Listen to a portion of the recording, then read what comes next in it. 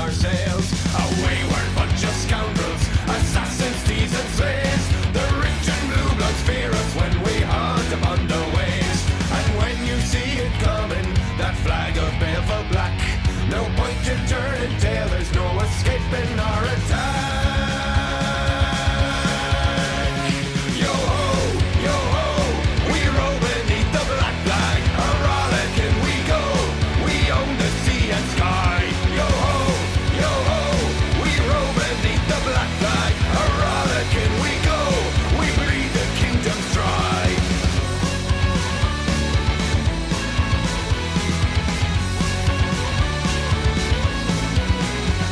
Defy the odds against us, a pirate knows no fear. Our steel is ready and our retribution is severe. We plunder from the greedy, with blood and with our steel. We rob the rich of their ill-gotten gain and make them kneel. Behold the ocean's mysteries, the tales of ancient deeds. We follow in the footsteps of a silent secret creed.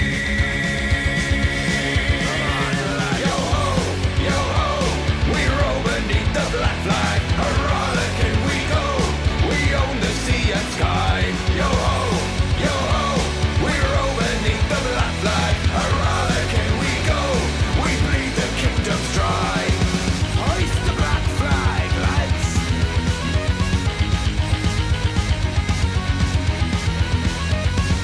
Justice runs in crimson river. Yo ho, we row beneath the black flag, a rollicking we go, we own the sea and sky. Yo ho, we row beneath the black flag, a rollicking we go, we own the sea and sky. Yo ho, we row beneath the black flag, a rollicking we go, we bleed the kingdoms dry.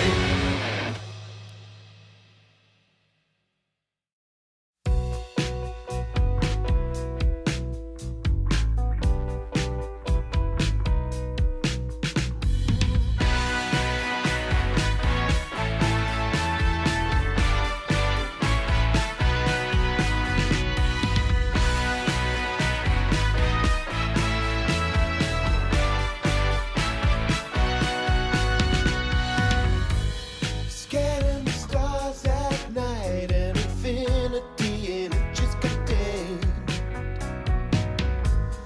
Feeling like nobody knows you. Sometimes you wanna shout out your name. Sisters scorn, brothers war, lonely pain is harder to mend. Forever told, forever small, get you on your feet again. So lean a little on your friends, they will carry you. Shelter from the stormy nights. Lean a little on your friends, they will guide you through. You know you're gonna be alright.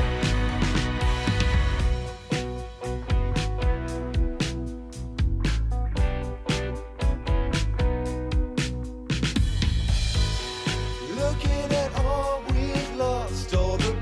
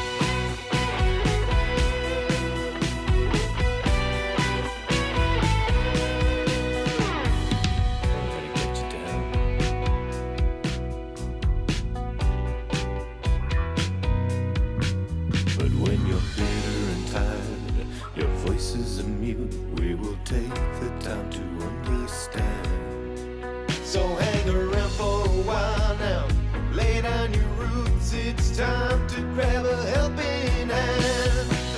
And when you're punching for vengeance, literally, 'cause you can't find a metaphor. Or if you're weary and wasted, or feel like a freak, we will always pick you up off the floor. So lean a little on your friends, they will carry you. Shelter from the stormy nights, lean a little on your friends, they will guide you through. You know you're gonna be alright, you're gonna be alright. Oh, lean a little on your friends.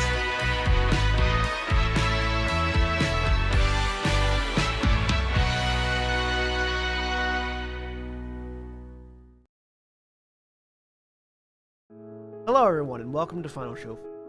I'm John, the executive producer here, and I've just got a few pre-show notes for you. First of all, I want to let everybody know that our addresses have changed. Our Twitch channel has changed from Senstaku to twitch.tv/FinalShowFilms, and our YouTube channel has also changed to youtube.com/FinalShowFilms. Next, we want to thank our $20 tier supporters on Patreon, which is patreon.com/FFilms, by the way, if you want to go throw a couple bucks our way. That's going to be Cat Waterflame, Antitonic, Samantha Bates, and Maureen Monty. Thank you guys for that.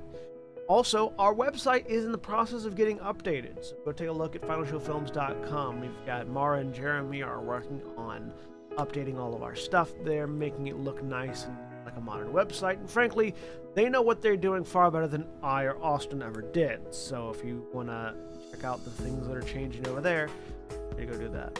Follow us on Twitter at Final Show Films for updates for all future things, including things that are going on with our website and going on with the Patreon page, and things that are going on live as we stream them, as well as our podcasts and everything else. So thank you very much for watching. Y'all have a good day.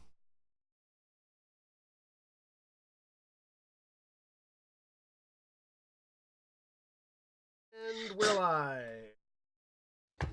Hello, everyone. Welcome back. Welcome back to Terminus Tendency. I am William, and I am the storyteller for this Hunter the Vigil Chronicle. And joining me today, we have Jack. Hey everybody, I'm Jack. I'm playing Eamon Mulcahy, the Malleus Maleficarum, and one of the two Irish murder hobos. And Jeremy. Hi, I'm Jeremy. I am playing Nina Sky, who is not an Irish murder hobo. She's a rock singing Satanist. And Aaron. Hi, I'm Aaron, and I am playing Drew, the arguably least murder hobo-y asshole of the group, and a lucifuge scholar. Who is not allowed to come along on our mission because they're going to murder someone if they do. Sorry. That part was intentionally excluded, but yeah. And Holly.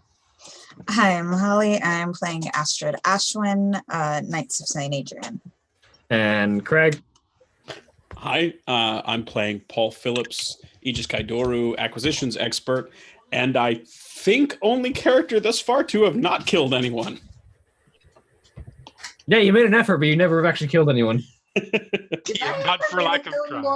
We're working on getting better at it. Did I ever? Okay. I think you were you one that torched the zombie with your flame eyes? I injured the zombie. I did not kill the zombie. I did. Right. That was still my kill. Destroying a zombie does not count as killing anything. Also, William, I'm here too. I was getting to you. And our Malleus Maleficarum bookend, John. John, I'm John Mulcahy, the Malleus Maleficarum, and quite frankly, I prefer combat enthusiast transient. And Intellectual. Intellectual.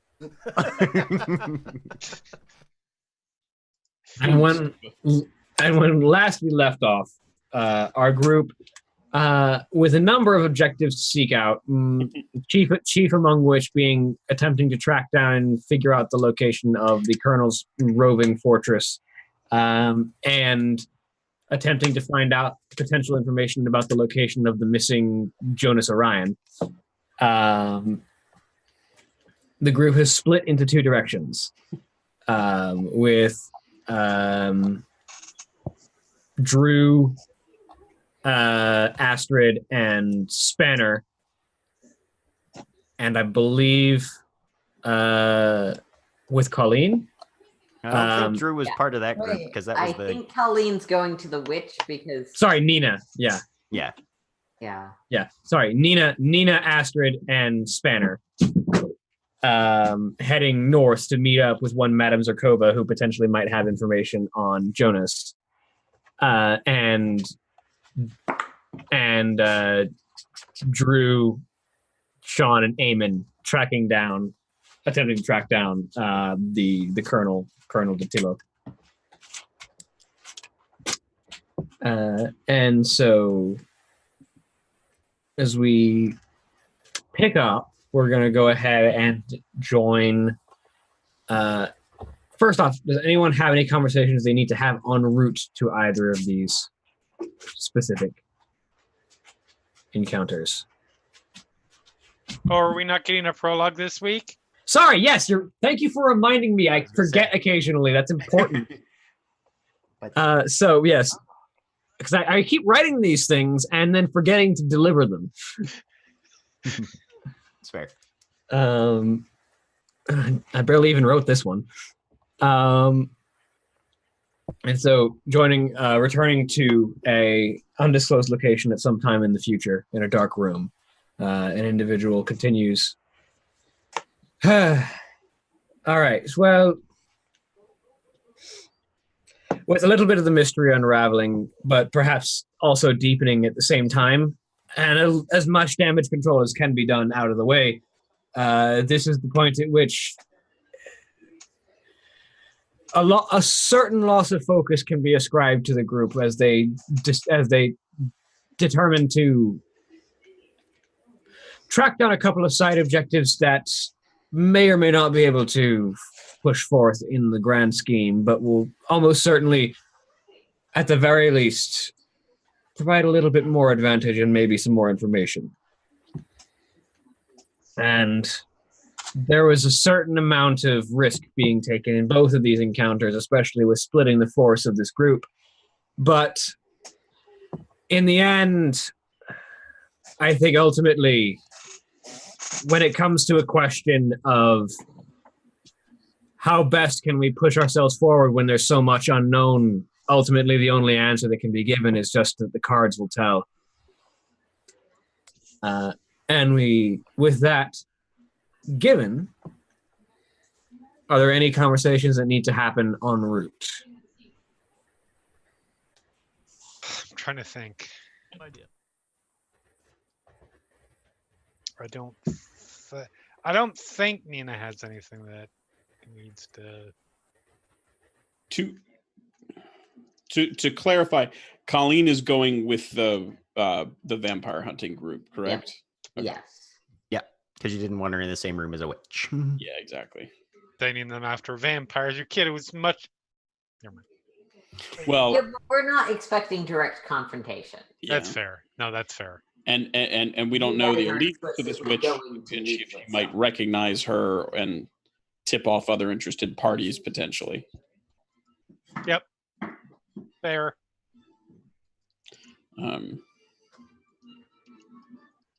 But that being the case, I don't think there's anything that Paul needs to do with anybody, at least on the way.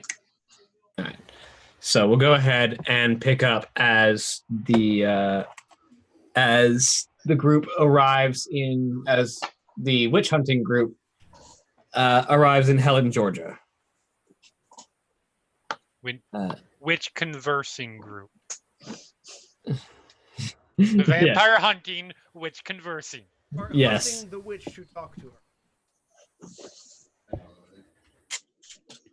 See, Witch Whisperer sounds like a Stevie Nicks cover band. Witch Whisper is a Stevie Nicks cover band I want to hear. Yeah. I mean, any Stevie Nicks cover band is a Stevie Nicks cover band I want to hear. Unless, like, Scott Stapp is fronting.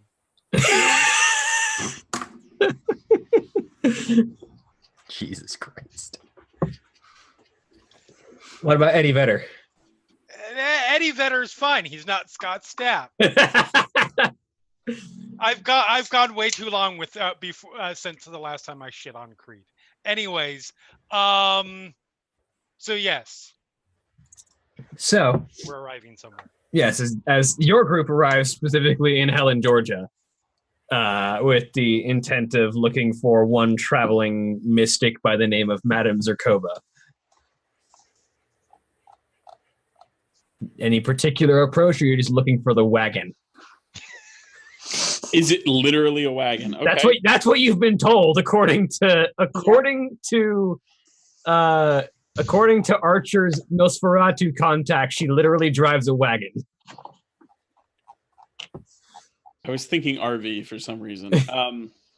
Okay. Yeah, I look mean- for a wagon. To be fair, wagon could mean a lot of things. Maybe it's a station. Isn't a wagon a type of car? Yes, Station wagon, station yes. wagon. Yes. Yeah, let's see if we can just locate the wagon first before we start asking around and calling attention. Yeah. Definitely All agree right. with that. So just comb in the area for a wagon. Let's have everyone just roll me wits and streetwise. All right.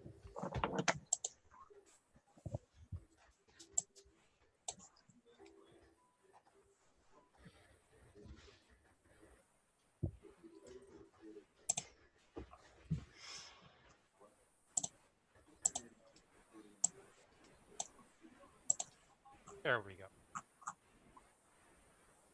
Astrid starting strong. Hmm? 2 successes. All right.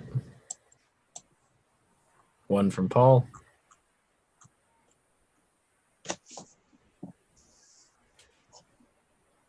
From 6 dice, so not great.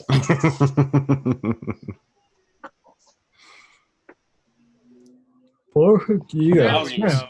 Yeah. Oh. Nina almost got as many successes as she had dice. I mean, look, when you want to find a witch in a town, there's certain people that you just ask. Right, yeah. And, Are- and when you're looking to find a witch in the southeast, you ask the Satanist hobo rocker. Right. I'm busy arguing with the Lyft driver. Wait, We took a lift. did we take a lift here? No, I was actually just thinking about that because Paul generally takes a lift but I think he probably would have ridden with one of the two of you. That's actually something we should probably resolve as a fun character bit. Who would Paul have ridden with? Well, there's, Would Paul prefer to ride with?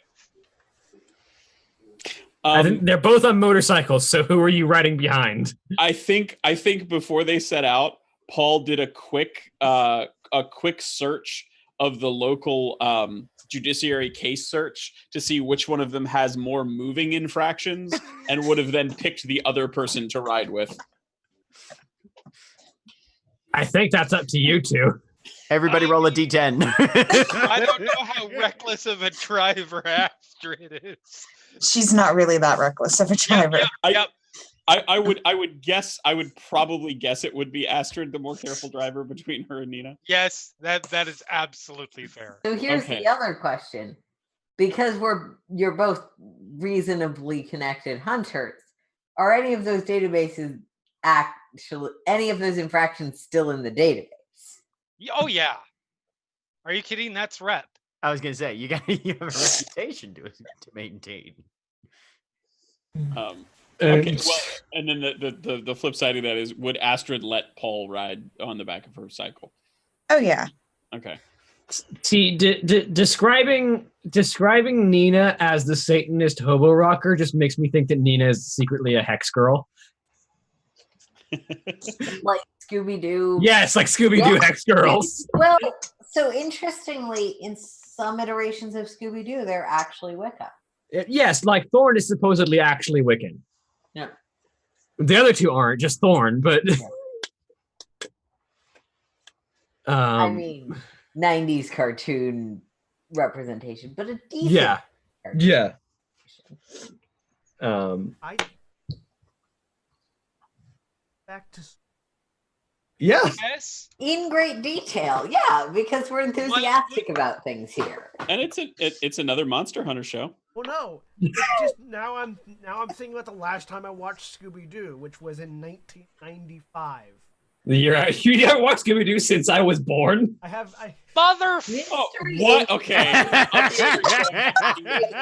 Want a great example of episodic storytelling with an ongoing narrative? It's a great show to watch. Okay, sorry. Enough. I just watched Jeremy turn to dust. Jeremy just turned to salt and collapsed.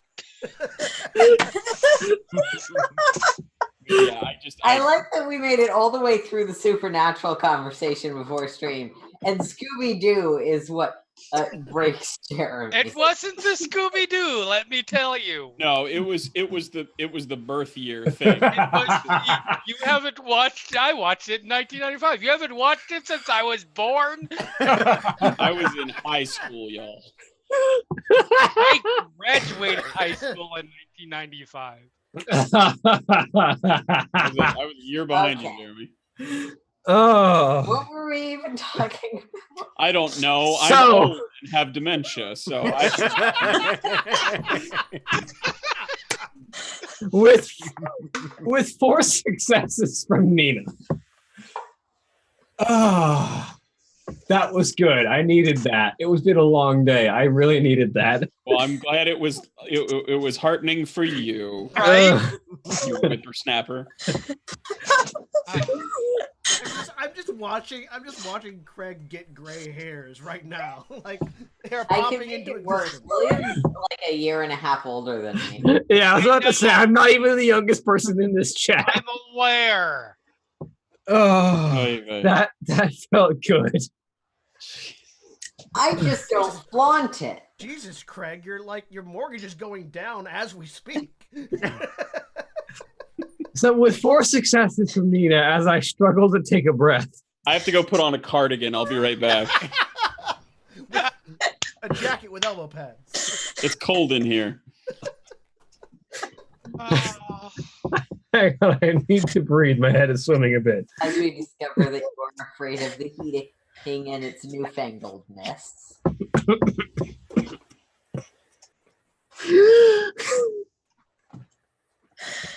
Okay. What I was trying to say is that Nina discovers that it's not so much a wagon as it is like an old Bentley that's designed to look like a wagon. Like the like aesthetic of the old like Victorian wagon, the sort of very box shape that has sort of the front seat that is sort of slightly elevated and sort of shelf-like, has been replicated in like an old Bentley. So it still has that very much that box shape, but where it would be like the seat of a wagon is the engine block. Okay. And the wheels are just very oversized and very thin rather than actually being made of wood. But it is this large wagon-looking Bentley that is oversized to the point that it has enough room for more than just seating arrangements. Like it has like a truck bed almost size. Very, very interesting custom job. And either spray painted or just straight decaled on the side of it is a large stylized sign saying Madame Zerkova's wandering mysteries.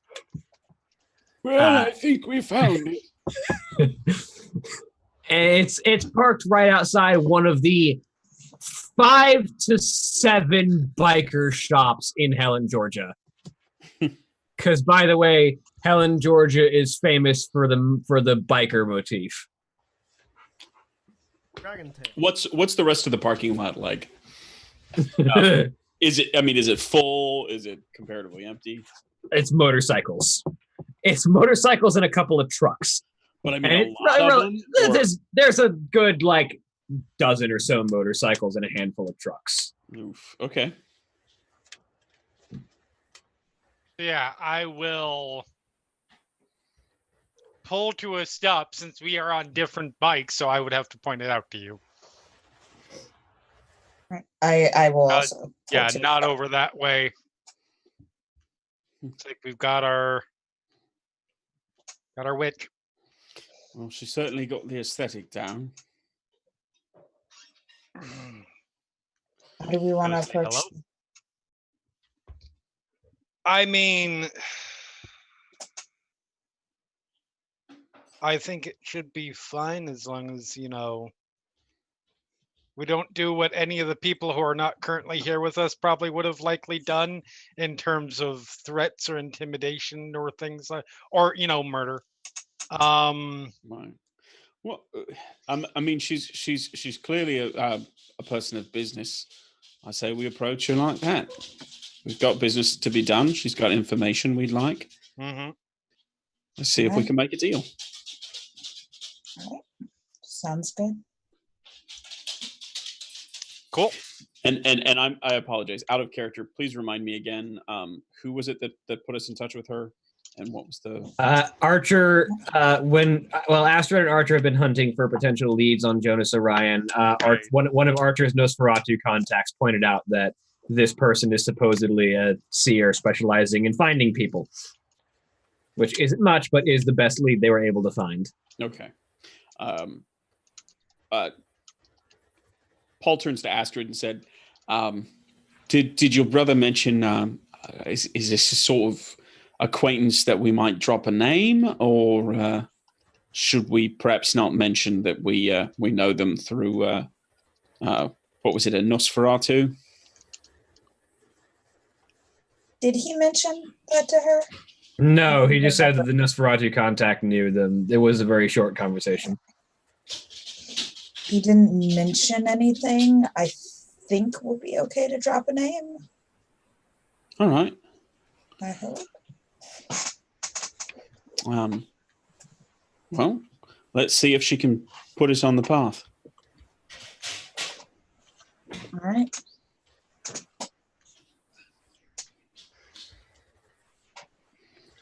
Astrid will head over there. All right. So what are you intending to do? What is the setup? I mean, is the back open? Is she in the?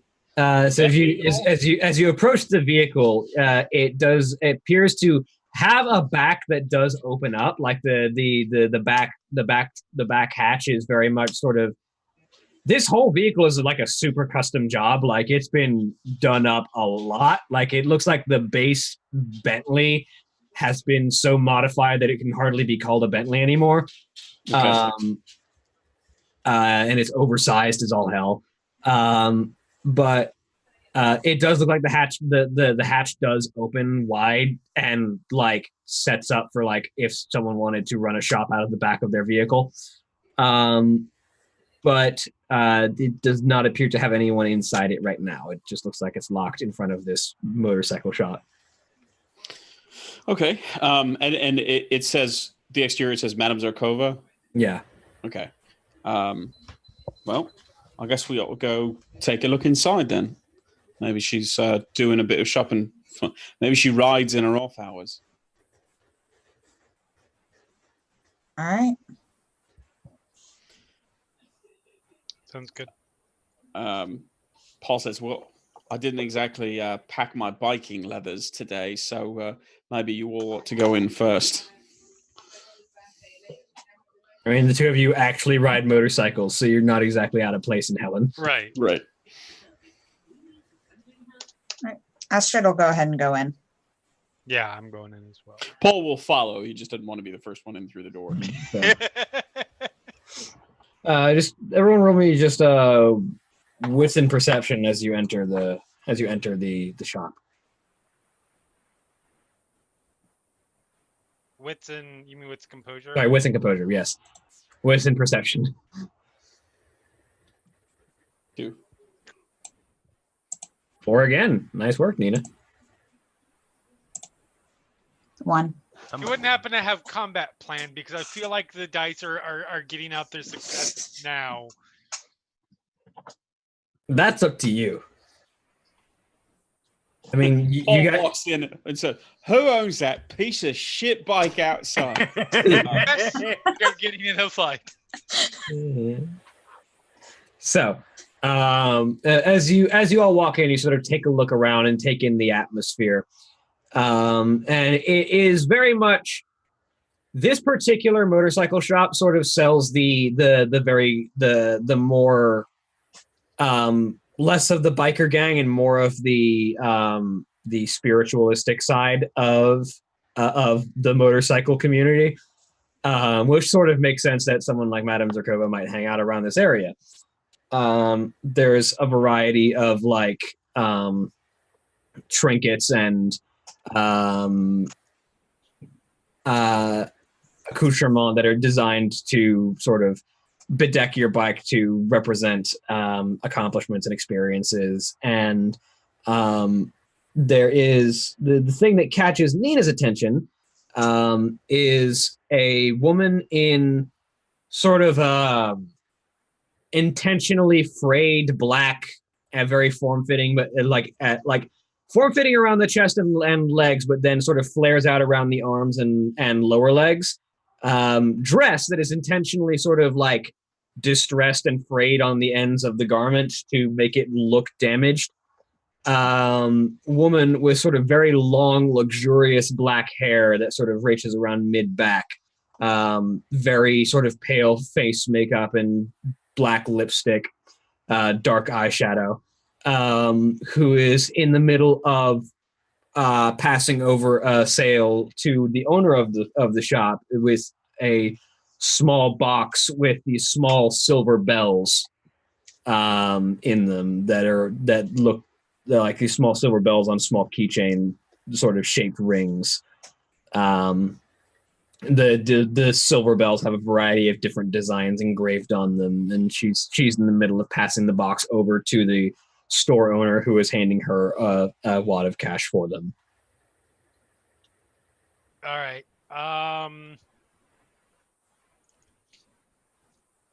I mean, before I directly tell, point them out, I definitely take a beat or two to appreciate the view. Then I'll be like, oh,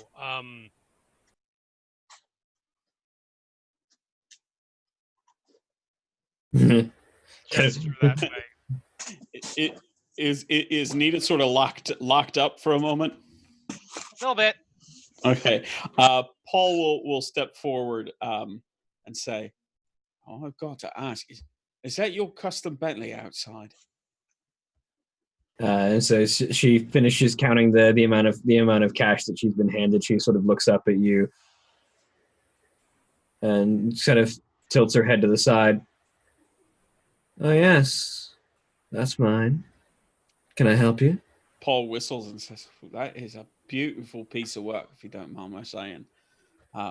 Absolutely fantastic. I'm not sure I've ever seen it. It looks like it's complete top to bottom custom."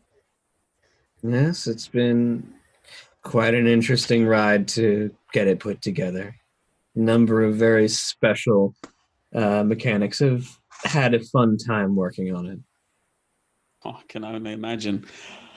So that would make you Madame Zarkova, is that right? The one and only.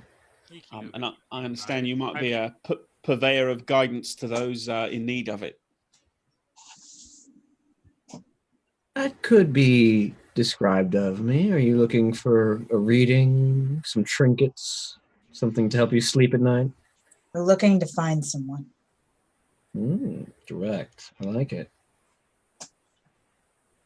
Well, if that's the kind of service you're looking for, maybe we should step into my place of business.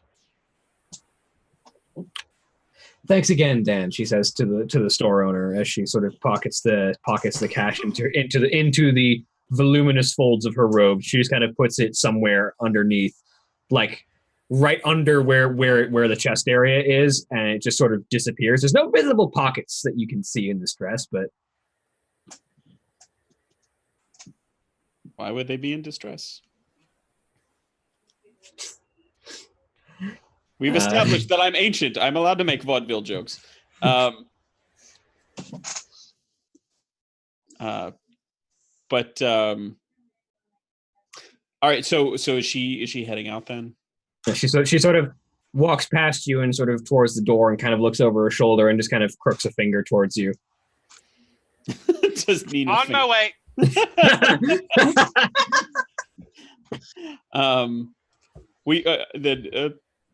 Paul will follow her out and will turn and say, "A lovely place, Daniel. Absolutely fantastic. We'll have to come back."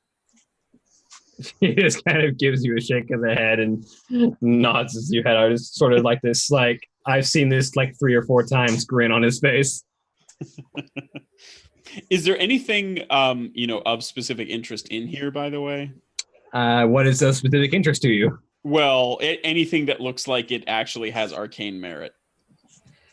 I mean, there's a lot of things here that look like trinkets that people would ascribe to be either lucky and or magic. Whether or not that is actually the case is sort of not as likely, but then again, a supposed witch is giving merchandise to them, so maybe. Okay, all right. I guess just stash that away for later consideration. Like maybe those silver bells that she just handed over, but who knows? Yeah. Any chance I can get a better look at them, or they've been put away?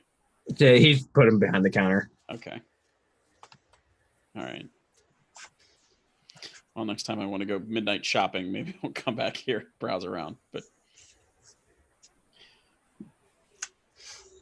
so you guys head out, and she opens up the opens up the back hatch of the Bentley, and it sort of unfolds into this lavish sort of trunk interior that is the entire back seat has been sort of taken out and replaced with just a bed and like a flat bed of the truck, and that has been upholstered with like a very comfortable, very soft carpet, and like a small rollout mattress if she needs to sleep while she's on the road. And then just a variety of interior decorations, like there's like a dream catcher on one wall and a variety of like small enclosed shelf space there's a number of like trinkets, like the small jar with like pickled like bat parts in it and stuff like that, that sort of lining the interior of this trunk space. Fair. And she sort of like opens the hatch, turns around, and like sits on the edge of it as she looks at the group of you. So, information on finding someone? Are you looking? What kind of information are you hoping for? Anything. He vanished without a trace. Anything that will help. Ideally, if you could tell us exactly where he is, that'd be lovely. But barring that, whether he's alive or dead. That's some very specific information you're looking for. Somewhere in between. Right. And you're looking for some very specific information on a person. What makes you think I can provide that kind of knowledge? I was told you were the right person to go to.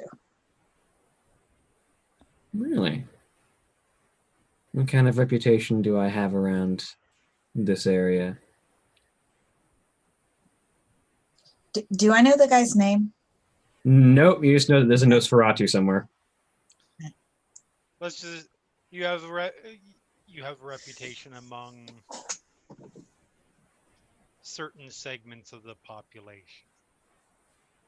You might not have heard of them. They're pretty underground. My God.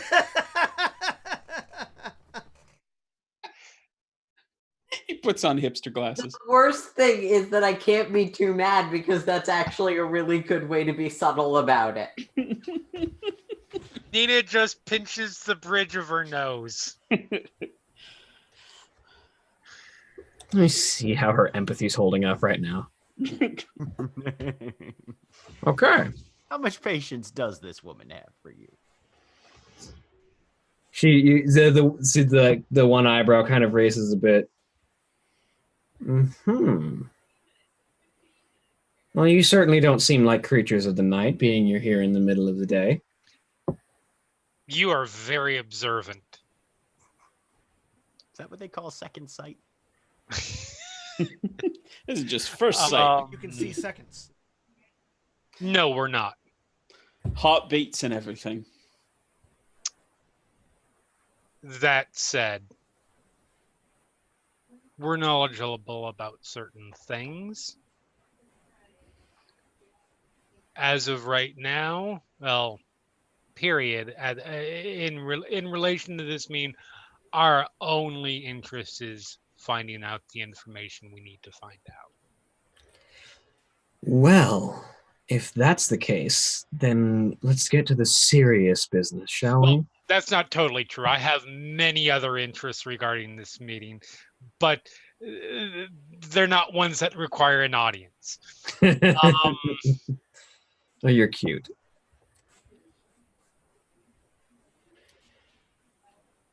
So, well, let's get down to this. If that's the case, then let's get to the serious business, shall we?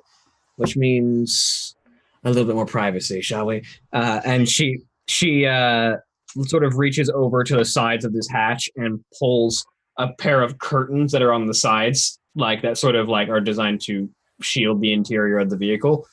And she kind of pulls them shut and then starts to sort of picks her legs up and leans back and sort of rolls herself in behind the curtains. And sort of after she disappears for a second, she pokes her head back out. Come on in and shut the door behind you. All right, Paul will hop in. Yep. Astrid will go in. As you pull the curtains aside and pull yourselves into the vehicle, you find yourselves greeted with a significantly different sight than you would typically expect the interior of a vehicle to be. As you find yourself on the inside of what would typically be described as a wanderer's tent. Like, as opposed to just the interior of a vehicle, you find yourself on the inside of a small room. As you look around, and the area is much more darkly lit with sort of a faint purplish lighting fixture. There's a table and a series of shelves lining this room's very soft carpeting.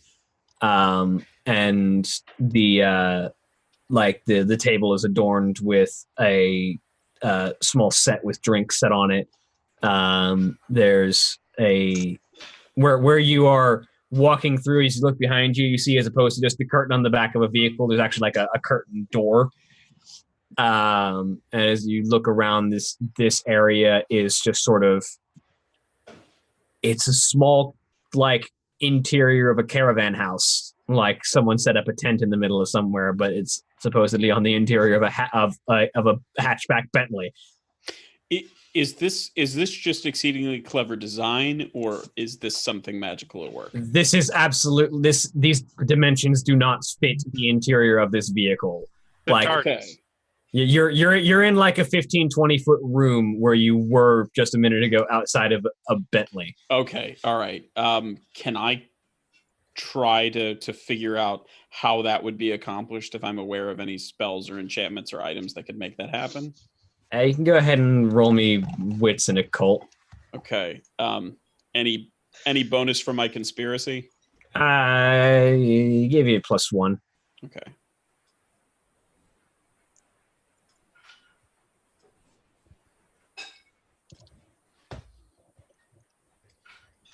Three success.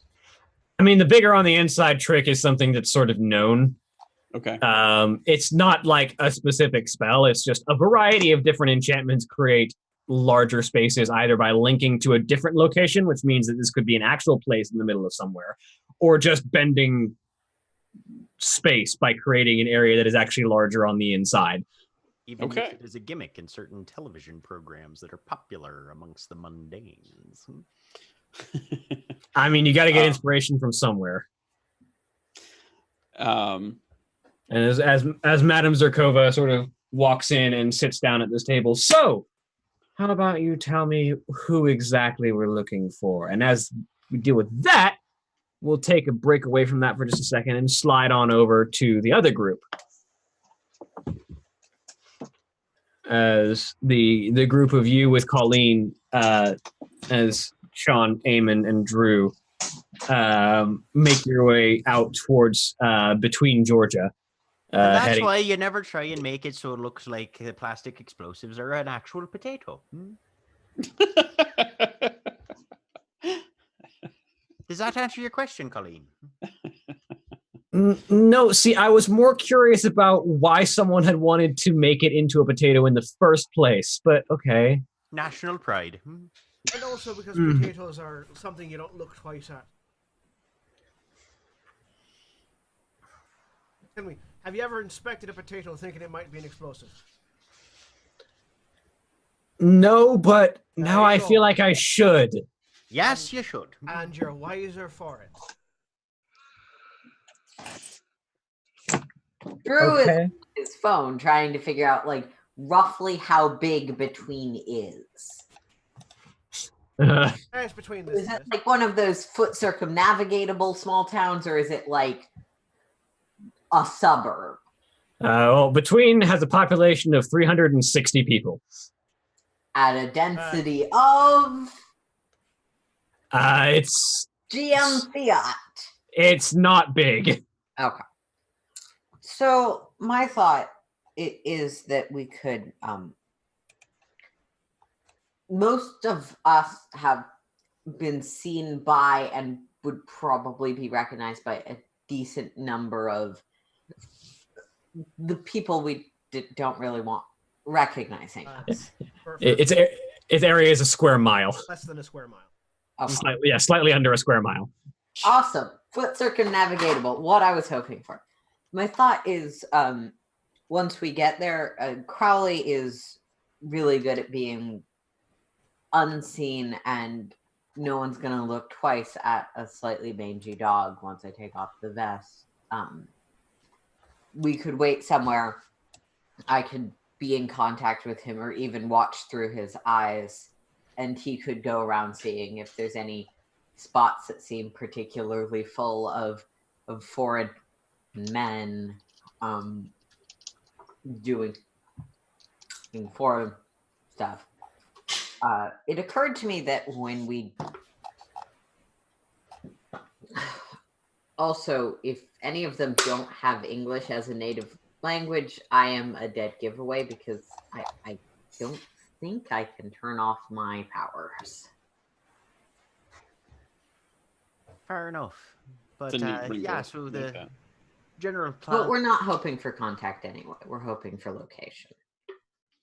And I think general plan is to at least just try to get eyes on it or a rough description Yeah. so that we know exactly a little bit more specifically what we're looking for, yeah? Yeah, once I get a location, presumably someone can get up on a roof with a sniper rifle and get a much better description from the viewfinder. I think he's talking John, about I think you might be muted because that sounded like a snarky comment in video chat, but No, I just said I said yes, I could. or just a pair of binoculars, whatever. Right. Well, Well, send your money. I'll do a bit of a walkabout. We'll Yeah. get you a couple of nice rooftops. And Drew can handle some of the more subtler approaches. Yeah, I just need to hang out somewhere and let Crowley walk around. The problem being, I don't know that there's going to be any really good rooftops out here. It's not that large of a place, and it's not exactly an industrial thing. I think just Crowley looking around is probably the better Reasonable. plan. Oh, yeah. This is The thought was more once we know where to look, we Yeah. can figure out where we might be able to get more detail from. this is a fairly small town. Let's have Crowley take a look. So specifically, how the the tongue of Babel works for edification as well, because I wanted to take a quick look at it. It's basically you speak the tongue of Babel, like the ancient tower builders before the confusion of languages, which means that you speak the language that everyone comprehends, which is to say that you can speak in a tongue that everyone will innately understand whether or not they should, and because of that, you can understand any spoken language, which means that while you can't turn off the can understand any spoken language ability, you don't have to speak in Babel. Okay.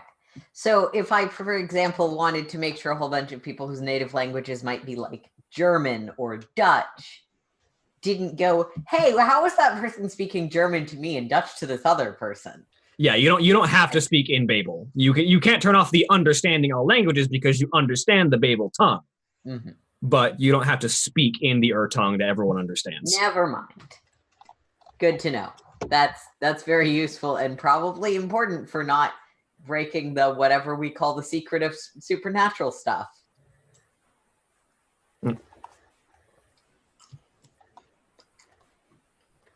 But Yep. As far if I recall correctly, there should be a bakery somewhere, roughly in the middle of it. We can sit there, have some food while Crowley goes. Works for me. Yep. Pulls into the parking lot of the bakery then. Sends out a hell dog to go sniff out Nazis. One thing I'm thinking about, brother. If the bastard we're after is driving around in some sort of fortified, mobile, whatever it is, look, the church van is great and all for getting us from point A to point B and carrying all our shite in it, but if we're going to be chasing anything down, might need something with a bit of a better engine or a lighter body. Or we just figure out which direction he's going and put a blockade in the road. Or something that's slightly like I much thought subtle.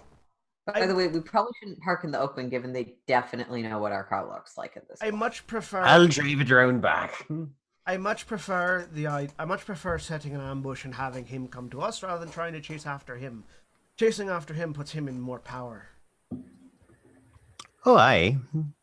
But if everything always got to go along with the ways that we wanted it to, and we didn't ever have to respond to less than ideal circumstances, what would be the point of it? I mean, we'd still have to be killing vampires, so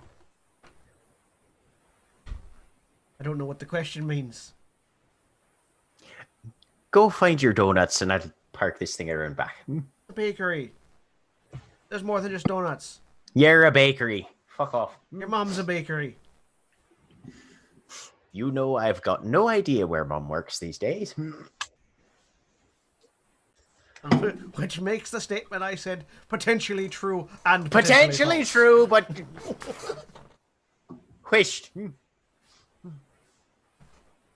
Yeah. I parked the vehicle around back. William, my thought is that Crowley sort of wanders around the area looking for anything that might seem like gathering spot or like an actual armored vehicle.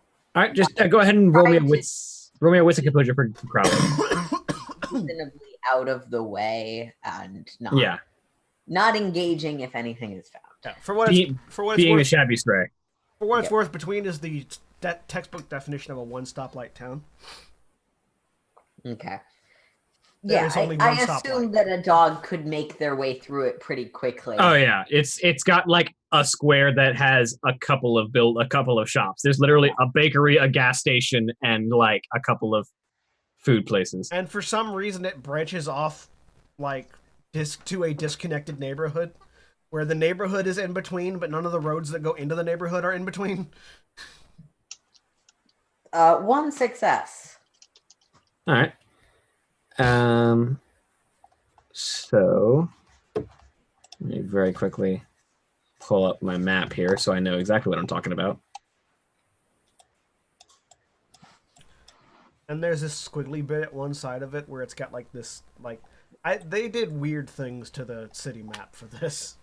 Yeah, there's a weird amount of the city planners were not on their best job when they mapped out between. They're just like, it's already here. Let me draw a line around it, probably. Sort of. It's got a couple of weird wiggly and bits. There's one part on one side of it where half of the main thoroughfare is in between and the other half isn't. I wonder Runs if that's down the voting median. districts. Yep. Yeah, the northern half of the road is not considered in the town. The southern half is. And that's for a stretch of land where nothing is on either side of the road. So it's pointless as to why that is. But Install new drainage, and then it doesn't have to be the town's problem. But anyway, so as Crowley sort of takes a walk around, funny enough, because this is the South, as small as Between is, it has 3 churches. I mean that makes tracks. a lot of sense to me. That's sort of like Los Angeles and liquor stores. Or Portland and churches. Or Portland and churches. or Sadly, Spokane and dispensaries. sadly, not Portland and liquor stores. Does it have 3 There churches? are like But 3. we're pretty comparable on the dispensaries at it. Yeah, it's There's weed shops fucking everywhere now. yeah. Between has Journey Church. Let me see here. Yeah, Lifebridge Christian, New Hope, Journey Church. Journey. Do any of them seem to be currently occupied by a white supremacist movement? I was gonna say. Well, I mean, depends on. I mean, that doesn't even require a Or vampire. white Supremacist movement. Specifically, there's a difference between A vampiric, like. General racism versus particular racism. and nationalist racists versus international racists. Mm-hmm. So the International Racist 503. Okay, So, sorry about that. the one gas station around or the one gas station in between is a Marathon, and it is right down the street, like less than a block from New Hope Church. And as Crowley sort of wanders around, there's a small restaurant called Dinner and a Dash across the street from Marathon. And as he sort of wanders that street, sort of up and down, there's a variety of vehicles at any of these churches at any time. Like even midday, there's a number of vehicles. It's a Wednesday. They have a lot of people present. Even though service probably let out like a couple hours ago, the church is just in a small town like this. The church is just a place for people to hang out. But the particular thing that Crowley takes note of around New Hope Church is the large Humvee with very dark windows that pulls out of New Hope Church and drives right down the road to the Marathon and starts and someone gets out and begins to fuel up. That Humvee is very well kept and very clean for a middle of nowhere podunk town, which sort of implies that it's not a regular here, but it looks like there's a couple of other cars that are like it. Very large trucks, like a couple more Humvees and like one very advanced looking RV that all have sort of that they're all sort of clumped together around the church that it sort of broke off from, that are all sort of sitting in that parking lot. Which that's the only thing that really stands out among this town that is odd, is that all of those vehicles are particularly like well kept compared to every other vehicle that you see that seems to be native here. So I'm going to use my ability to see through Crowley's eyes and take down as many license plates as I can. Yep. And so running through and sort of looking across, the license plates are all definitely United States. So these aren't foreign vehicles. But a number of them are from different locations in the US. Like the only Georgia license plate is on the large RV. The rest of them all have a few different states in the surrounding area for their license plates. The numbers are all sort of indistinct, so like we're not talking. There's no vanity plates on any of these things. Yeah. I'm going to take down the records anyway because I don't know if like any of us can access that through our conspiracies or whatever, and it's useful to have them, even if they might change those. So yeah, after finishing that up, I'll sort of give Sean and Eamon a nod. Finish up my coffee. I think we've got what we need. Where are they located? From where you're sitting, it's a church right up the street. I'm sort of jerk in the direction. And very quietly, local religious community. Which are in. Specifically, and I will name the one that I've already forgotten the name of. It's New Hope Church. It's very generic. I really want to engage right now.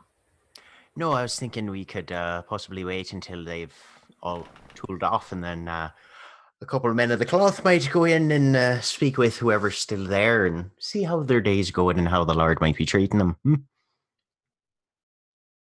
If you think that's best, I'm hesitant to do anything that might get attention, and because we want them to still be here.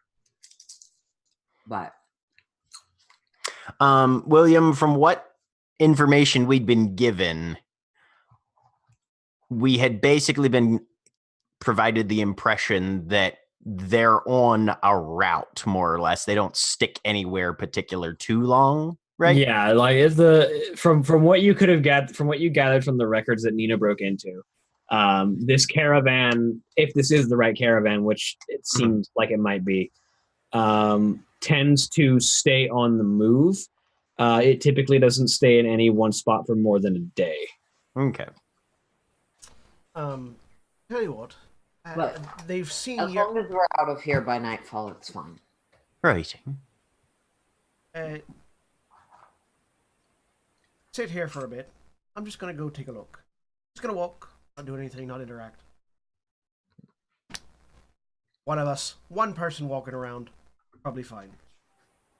Especially the person that they've like. I don't know. Have they seen my face before, William? Because I wasn't there for that episode.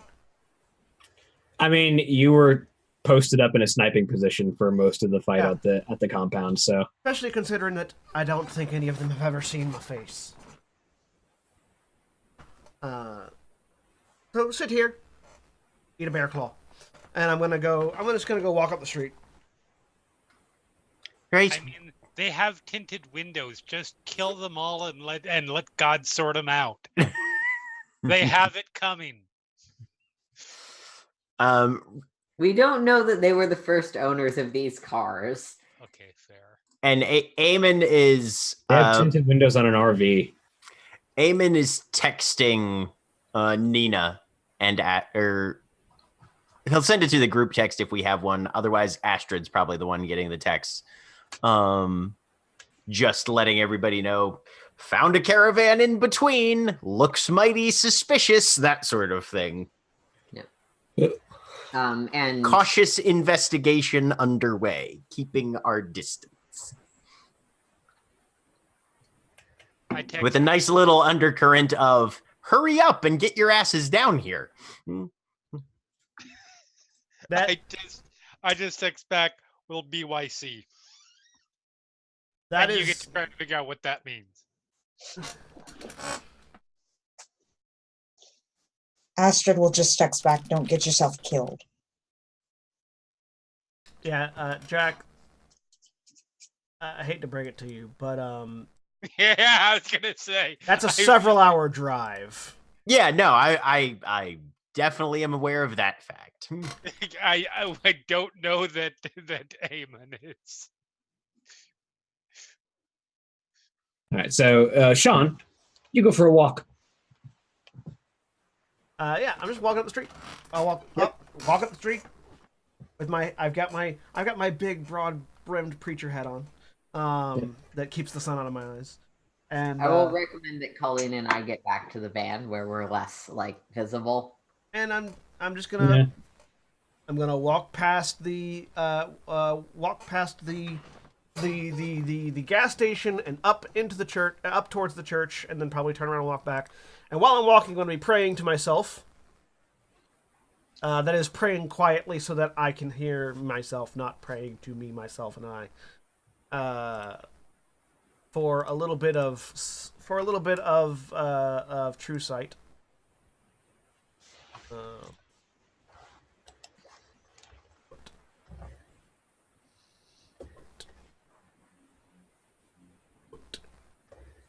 That was more than I was going for, but all of that's going to me. True sight enable. Each roll takes how long? Each roll takes about a minute. No, sorry. Each roll represents one turn of prayer. Okay. So, however long a turn is, probably not long enough for me to walk to the gas station yet. Yeah. Yeah. 3 rolls, you're probably looking about 30 seconds tops. Yeah. So yeah, you can go ahead and roll me your attempt to see with the true sight. Which is a. Sorry, I keep forgetting what it's a resolve plus 11. I got a lot of success.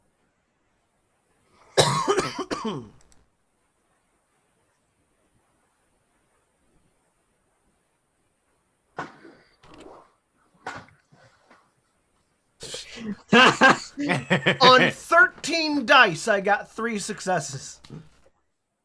But that's enough. Yeah, and so with my true sight of Saint Abel turned on, I'm just gonna walk up the street and take a look at what's going on at the gas station, see if anything pops out. I just want to point out that you actually got 3 successes on 14 dice because you rolled a 10. Your one of your successes was a 10. Yeah, and only 2 of them were ones. Been there. Yep. Yeah. It sucks. But you Nothing only like rolling 14 dice for damage and getting 2 successes. Fortunately, you only need 1 success for true sight. Yep.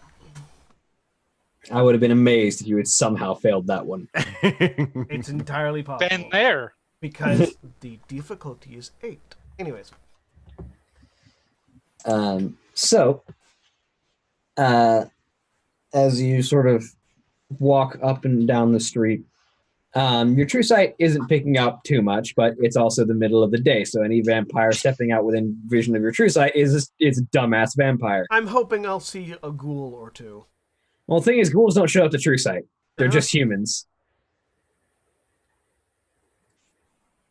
Yeah, that was why I wasn't sure what. It's fine. Like, your true sight will reveal anything that is hidden. Ghouls aren't any, like, they don't have any special appearances or features that are hidden from the world. They're just, it's sort of like if a true sight being able to reveal a ghoul would be like true sight being able to reveal a crack addict. Anyways. Which would also be a handy ability. But. I mean, it would. I mean, I think there's an ability I can get that's essentially that. Being able to see more things than I could normally see is not a bad thing. Yeah, no, it's like it's not going to show any vampires. It wasn't really an expenditure of resources, and it was still a good thing to have active. So I mean, yeah. I mean, there are times it's a bad thing. There are things that you certainly cannot unsee. I mean, yes. But Cthulhu isn't here right now, so. Yes. If I see Cthulhu with my true sight, we are a little bit more fucked than we were otherwise. And just don't text us and let us know, because I want my death to be a surprise. It would still be a good thing for me to see that, because then I would know and die quicker. I mean, text right about now is when, depending on which version of the mythos we're going with, might just kill us. Right about now is when Nina gets a text. What the fuck does BYC mean? Burn your corpse. By your command. Burn your corpse. Ah. Yeah, it makes sense. Rather than a brief pause. What, you'd rather it be around to be raised by some fucked up necromancer who knows what with it?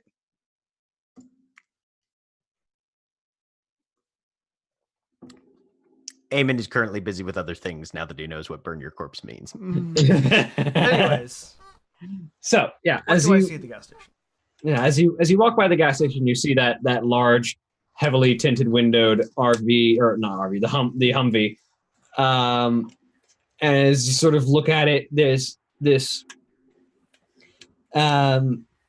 very gruff looking, middle-aged, sort of vaguely European looking fellow, sort of short cropped hair, sort of graying on the sides, and this sort of like salt and pepper beard. Very Russell Crowe looking, and although you didn't see him, sort of the spitting image of the captain of the guard that that Eamon shot at the at the golf course. Not quite the not like this is the exact same person, but looks like they could be related. Okay. From the same central casting call. We're also worth noting for yours. The true side of Saint Abel also reveals magic. It just says Yes. and the vulgar magic of a warlock is plain to his eyes, whatever that means in this particular case. Yes. If the thing is warded against the sunlight or anything. Yes. And so the as you sort of look around at the vehicle, and you do notice that there is a faint touch of magic on the vehicle as well. It's difficult to discern, but it is there. Yep. But this individual, like it sort of looks like the bigger and slightly tougher version of the guy that got shot last time. Yeah. But if only I had any of Paul's tracking coins. But he's fueling up the Humvee, getting Look a through your snack. seat cushions.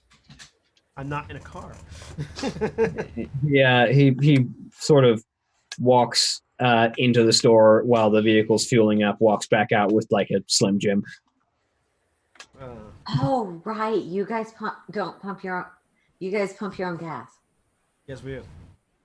Oh, right. Okay. We pump. Feel like We don't have people that pump gas for us. No. This is in New Jersey. He the Humvee has a large enough gas tank that he has the if it's near to empty, he's got the time to set it in the gas tank, turn it on, flip the latch, walk in, get a snack, walk back out, and it'll still be filling up. Oh yeah. fair. I'm gonna continue walking up towards the church. And so as you walk past and just kind of keep a glance at it, you walk up towards the church and you see the caravan, which has again a few more Humvees, some large trucks, and one large and particularly modern-looking RV, which is to say, it looks very sort of plain steel as opposed to the like painted white with weird like brown swirl designs that a lot of older RVs have. Sort of very, very, very plain gray silver, and heavily tinted, and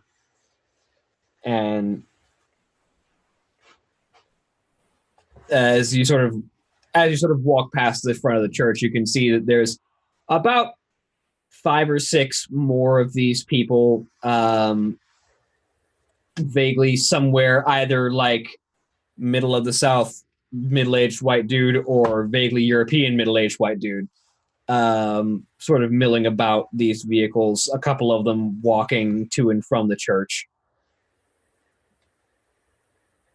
And I also then see the sign out in front of the church. Yeah. Pick up my phone, call Eamon as I continue walking past the church. What have you, brother? Oh, we're not going to be talking to anybody up here anytime soon. Methodists. What makes you? Aye, but there's a level of ecumenical spirit, isn't there? It'll just be very, very weird for us to just pop in out of nowhere. And also, place is fucking crawling with these people. If any of them have seen your face, they're going to. Well, no, that's why I was saying I'd only walk up there until like after the caravan had left. But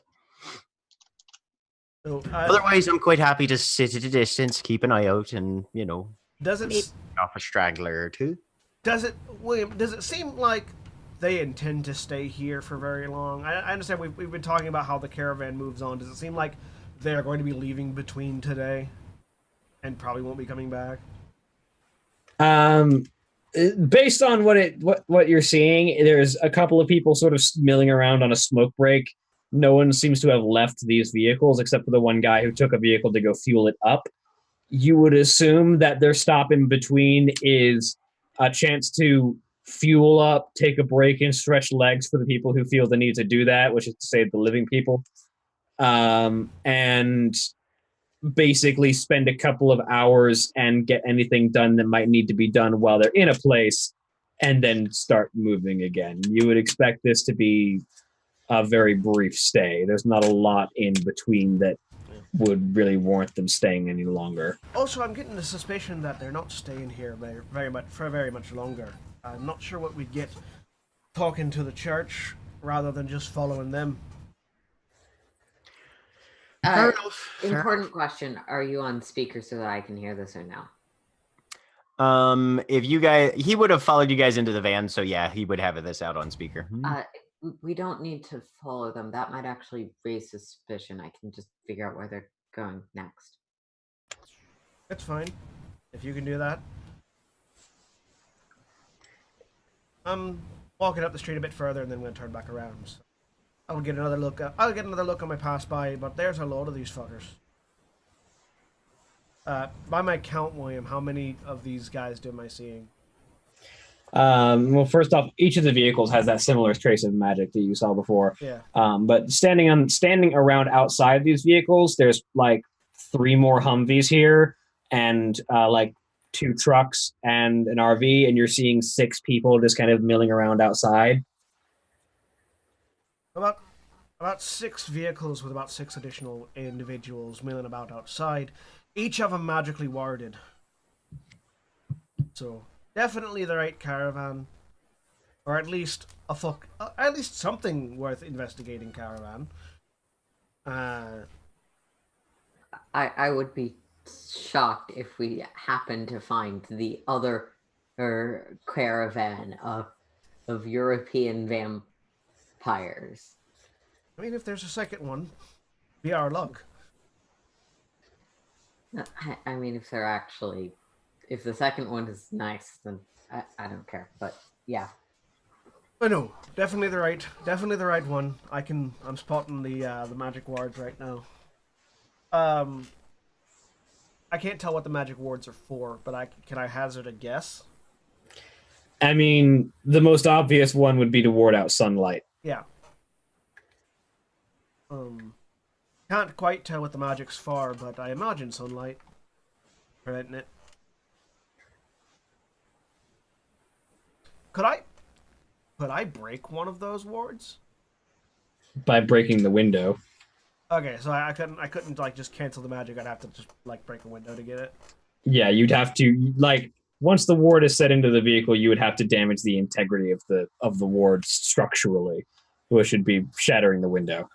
I bust the wards all out your car. And I've got a stupid idea, but I don't know if it'll work.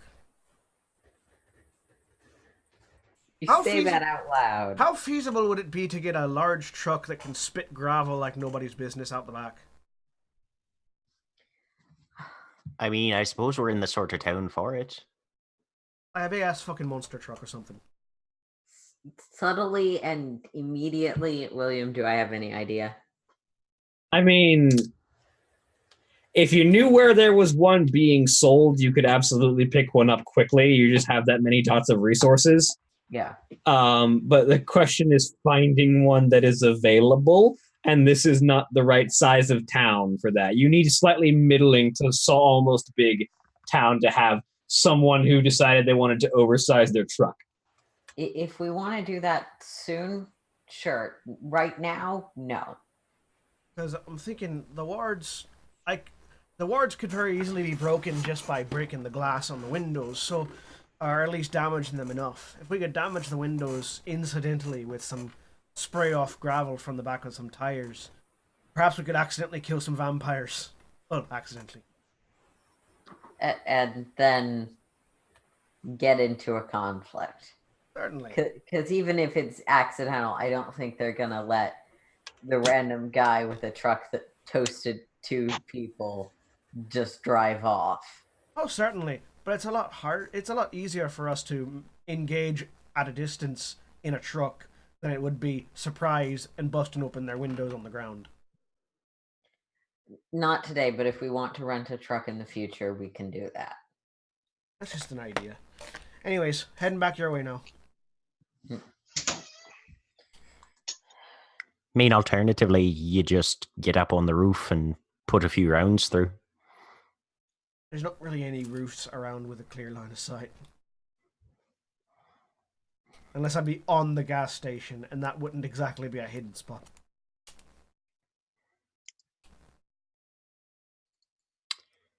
No, but as I'm thinking about it, a gas station has a number of items freely for sale that could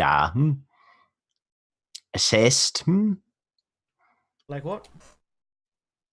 Well, like you said, they're Methodists, so it's not exactly against the rules to burn down a church. None of them are in the church. They're outside the church.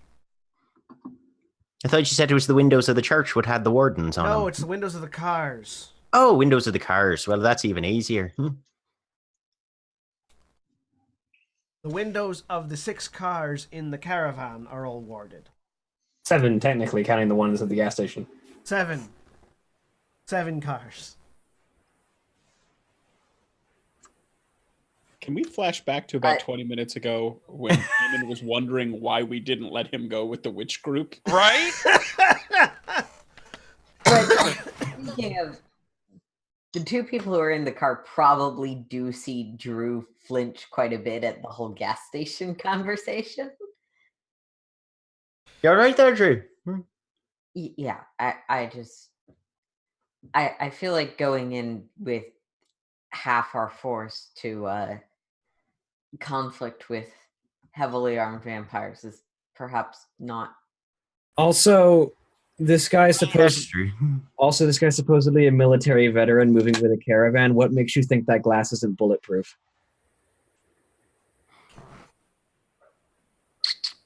That too. You know, I could really make life unpleasant for him if I could just get up to the vehicle and have about 5 minutes. I mean, if you're wanting to speed to this thing, we certainly can try that.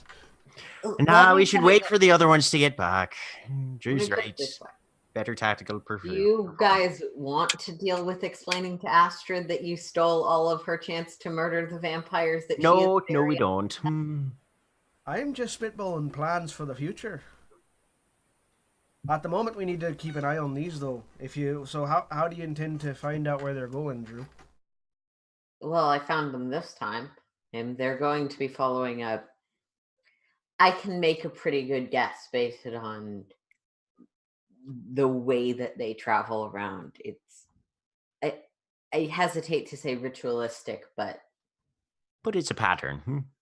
Well then, if you're confident, then I'd say we regroup with the others, figure out where their next destination is going to be, and set up a good old-fashioned ambush. and at this point, I will text to the entire group those license plates, and if anyone has people they can put on lookout or tracking, these are the license plates of the group we're looking for. They might change them, but Yep. But there you have at least one iteration of them. These are the ones these are people we can symbol of skull or skull emoji. I'd be careful, but yes. Okay. I will really quick post those on. I mean, what I'm saying is we don't need information from them. There's nothing like Yeah. that. Okay. Yeah. I'm Pretty gonna much post just that. targets. I'm gonna post The those attitude license was, plates on the Don't union. encourage engagement. You just the union net quickly gets a series of license plates with just a notice that says "kill." No. Nazi vampires. Kill. Don't send them in without any motivation or knowing what they're up against. Let's see if this problem resolves itself without us. That is also possible. And so, well, while you guys decide whether or not to regroup on that situation, we're gonna swivel back to the witch conversation group, as you have all joined Madame Zerkova in her magic caravan. Conversation? Yes, the witch conversation. Yes, that one. Oi. So, As you've all joined Where Madame Zerkova, 12. as she sits down at the table and just sort of asks, "Well, so what specifically am I looking for here?"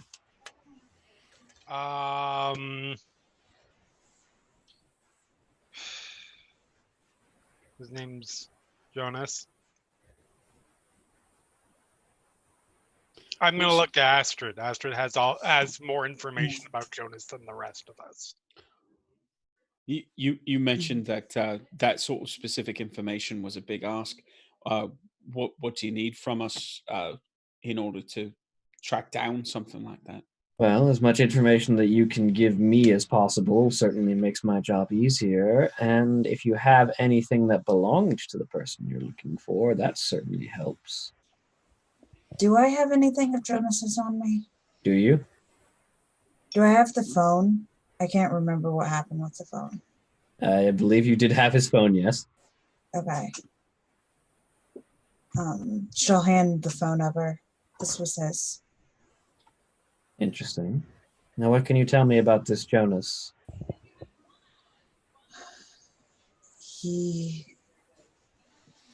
What he is. He's a hunter.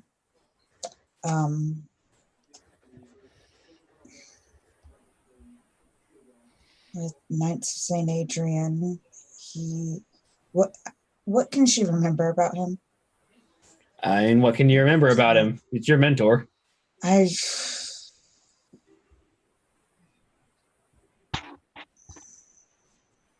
He has a last name. Yeah, what's his last name? Orion. Orion. His name is Jonas Orion. He drives a motorcycle. He keeps to himself a lot. He has a small group of friends. Gets along with most people. What specifically do you need to know? I'm going to describe him.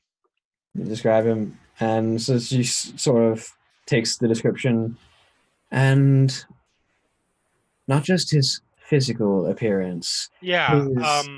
I need things like What's his sign?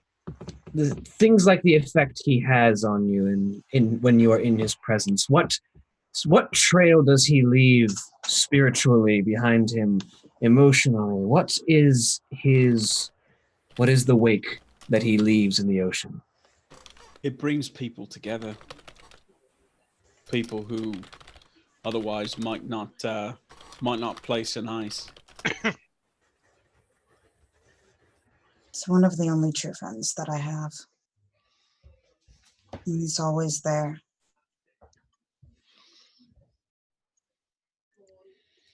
Loyal companion, a natural leader,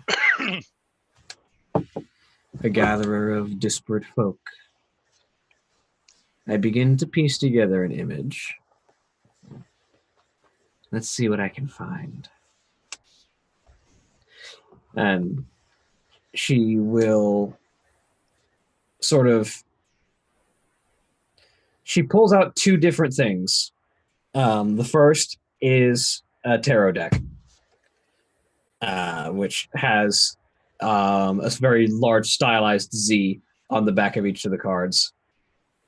And the second thing she pulls out is a small bowl, which she then fills with some kind of mixture that looks like water, but is too murky and faintly tinted, too much of an ice blue for traditional water.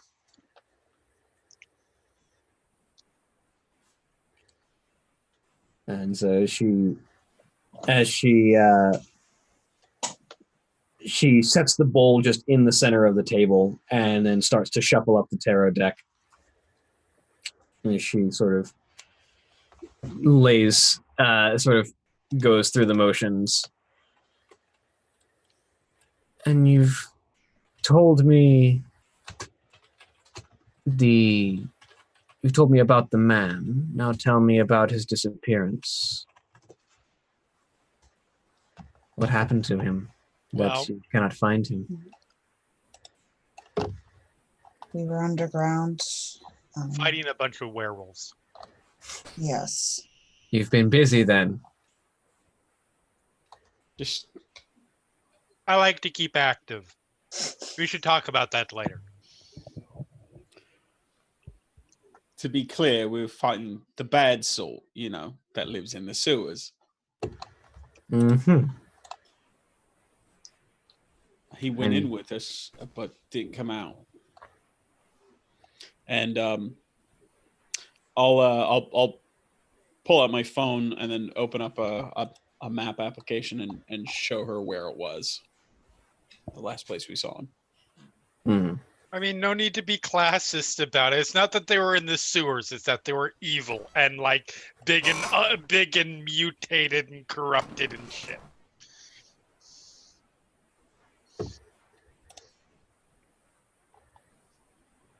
Yeah, but Paul's British, so he's going to be classist about it regardless. Oh, of course.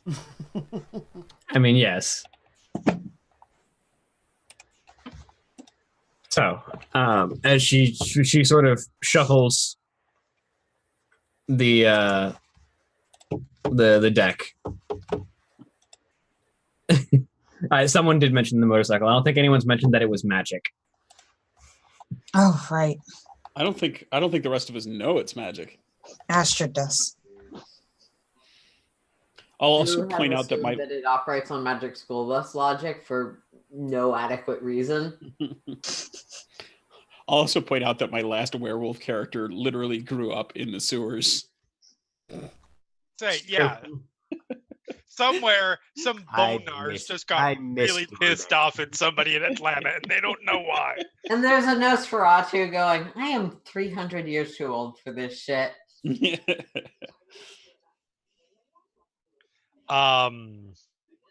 I certainly haven't mentioned the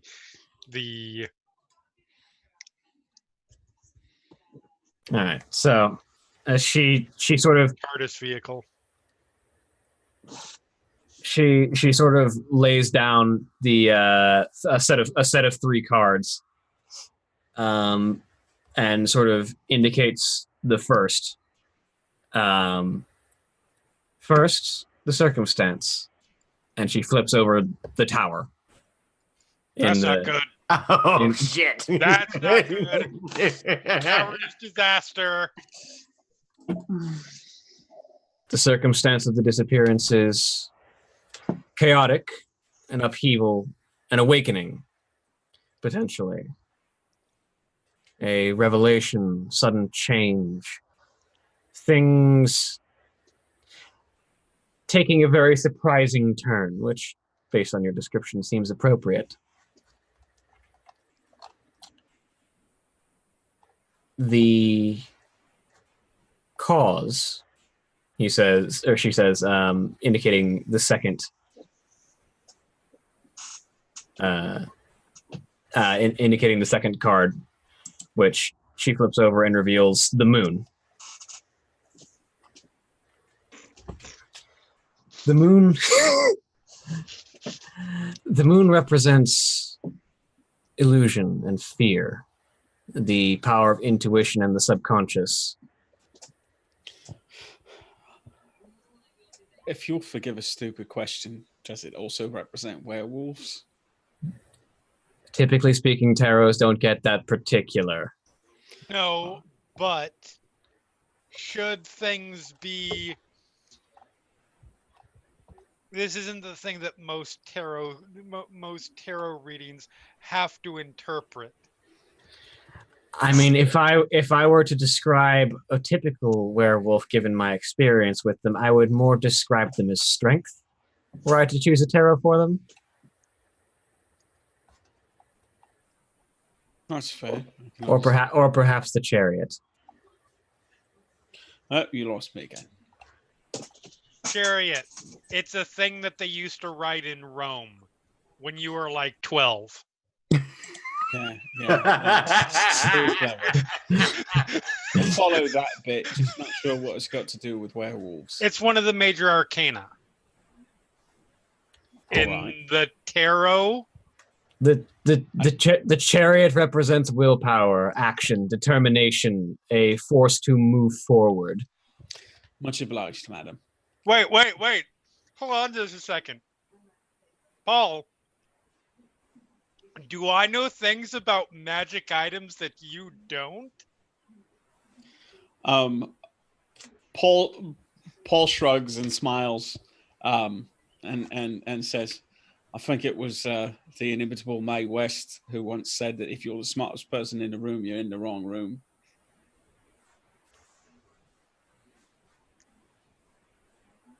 Also, she was hot. Anyways, go ahead. No argument there. Also, you just outed yourself as old again. Right. No, I was going to say I had a poster of her in my room when I was growing up.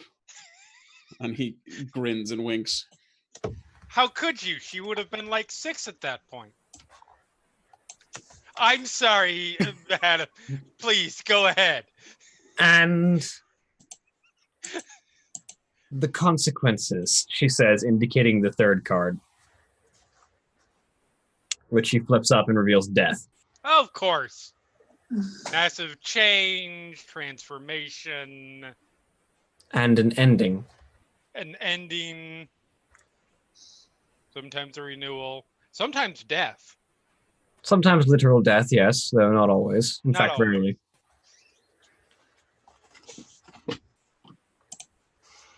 Which to me speaks, looking at the spread that you've delivered me, you have a situation caused by dramatic upheaval and sudden revelation and change, which is triggered by some moment of illusion, fear, or intuition, something that strikes the mind on a core and primal level, and if not handled, or perhaps if handled correctly, might lead to some form of dramatic change or an end to something important. Okay. But that's just the initial reading. Let's see what the Civ has to say. She said that she picks up the 3 cards and just throws them into the bowl, and they immediately disappear underneath the water. Nice. And she taps the side of the bowl and picks it up and shakes it for a second and then sets it back down. And the bowl begins to glow ever so faintly. The faint sea blue becomes, the faint icy blue becomes more of a neon blue as it begins to glow just a bit. And she sort of stares into it for a minute, and you see her eyes sort of rapidly flicking back and forth like she's watching something that you can't see, as she seems to be taking in some series of information. As she sort of leans to one side and presses a finger to her temple. Can I try another wits and occult roll to see if this is legit or if this is more smoke and mirrors? Sure.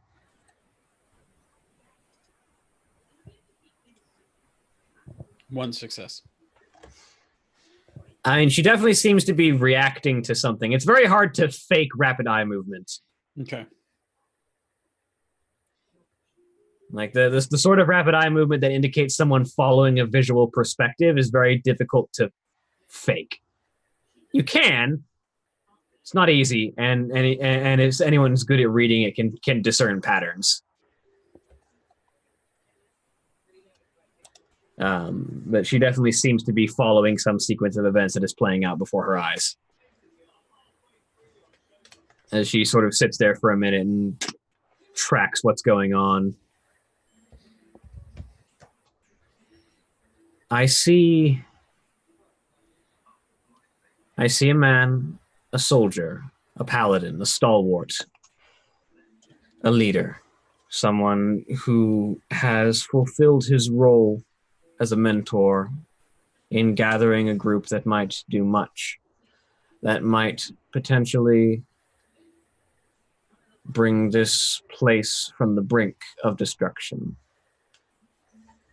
His task as a mentor is complete, but his journey is far from over. But the course of it is disrupted.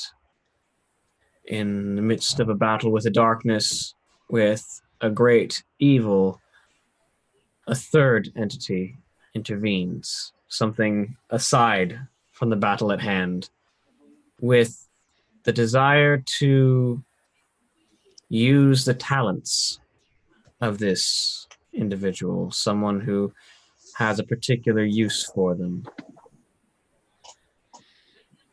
A instinctive and reactionary attempt to defend oneself leads to a rapid and sudden disappearance with no warning.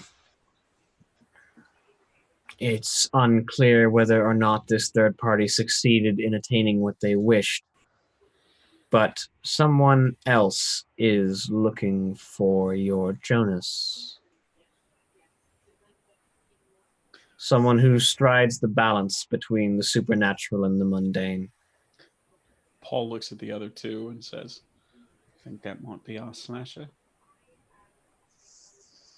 I don't know. I mean, yeah. This someone has pull, power, control within a group of like-minded individuals. And I sense them at the root of a great many evils. Like the dragon gnawing at the roots of the world tree, they seek to topple events in their favor.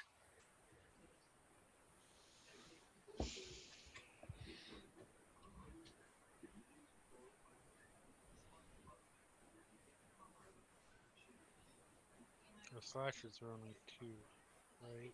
We don't know anything about any greater group that they're part of. Not that you know of. Just the pair of them, at least as far as we know. Maybe that ought to be our next line of inquiry.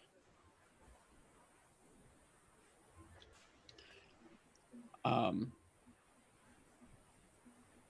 turns back to Madame Zarkova and says, if you wouldn't mind us asking you a bit of your background, how long have you been practicing in this area? I have wandered this stretch of the Americas for some years now. It's been a time since I journeyed here from further southwest.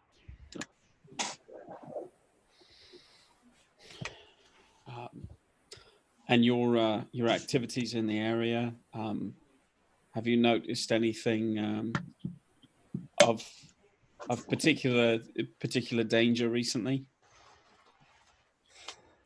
If you refer to the increase in activity, yes, I've taken notice that the lines of fate draw tight around this place.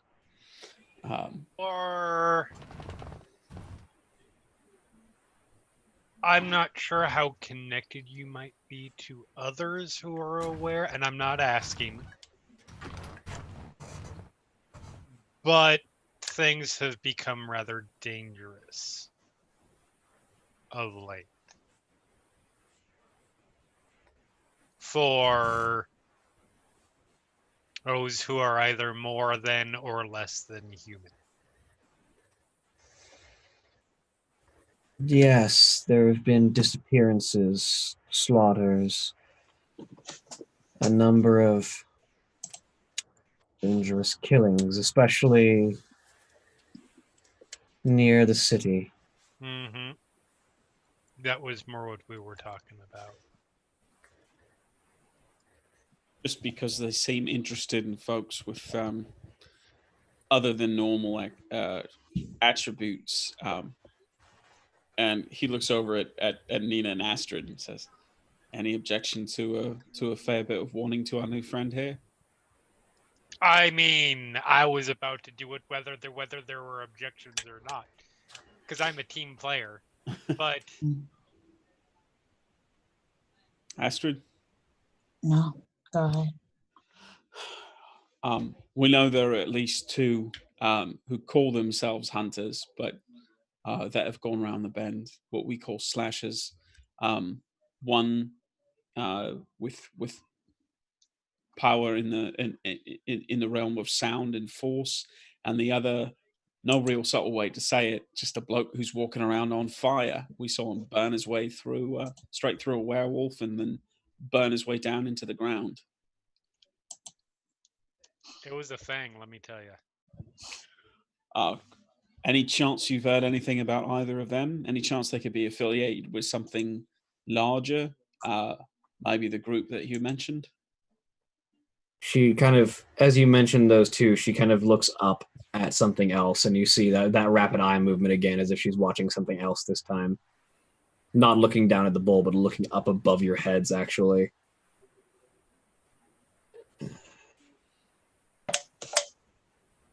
I see a woman in possession of an artifact, a tool, a weapon of destruction that she knows not what it does to herself as it twists her and everything around her. Grants her great strength, but at the cost of her mind. You wouldn't happen to see, while you're seeing this, their driver's license, do you? She just faintly smirks while her eyes continue moving, and then I see a creation of your kind. An experiment gone wrong, broken loose. Something that was to be contained, something harvested from another, something taken from one of not yours, but close. Something that had once been dark, now made so very bright against its will.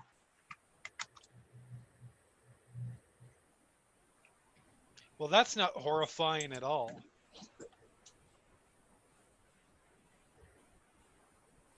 It's just the two that you see. That is the vision that I was granted based on the two that you described to me. I do not know how they connect to the rest of everything else.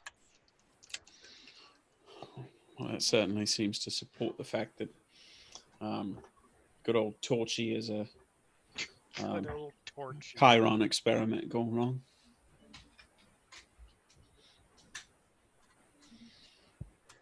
Look, be careful, all right?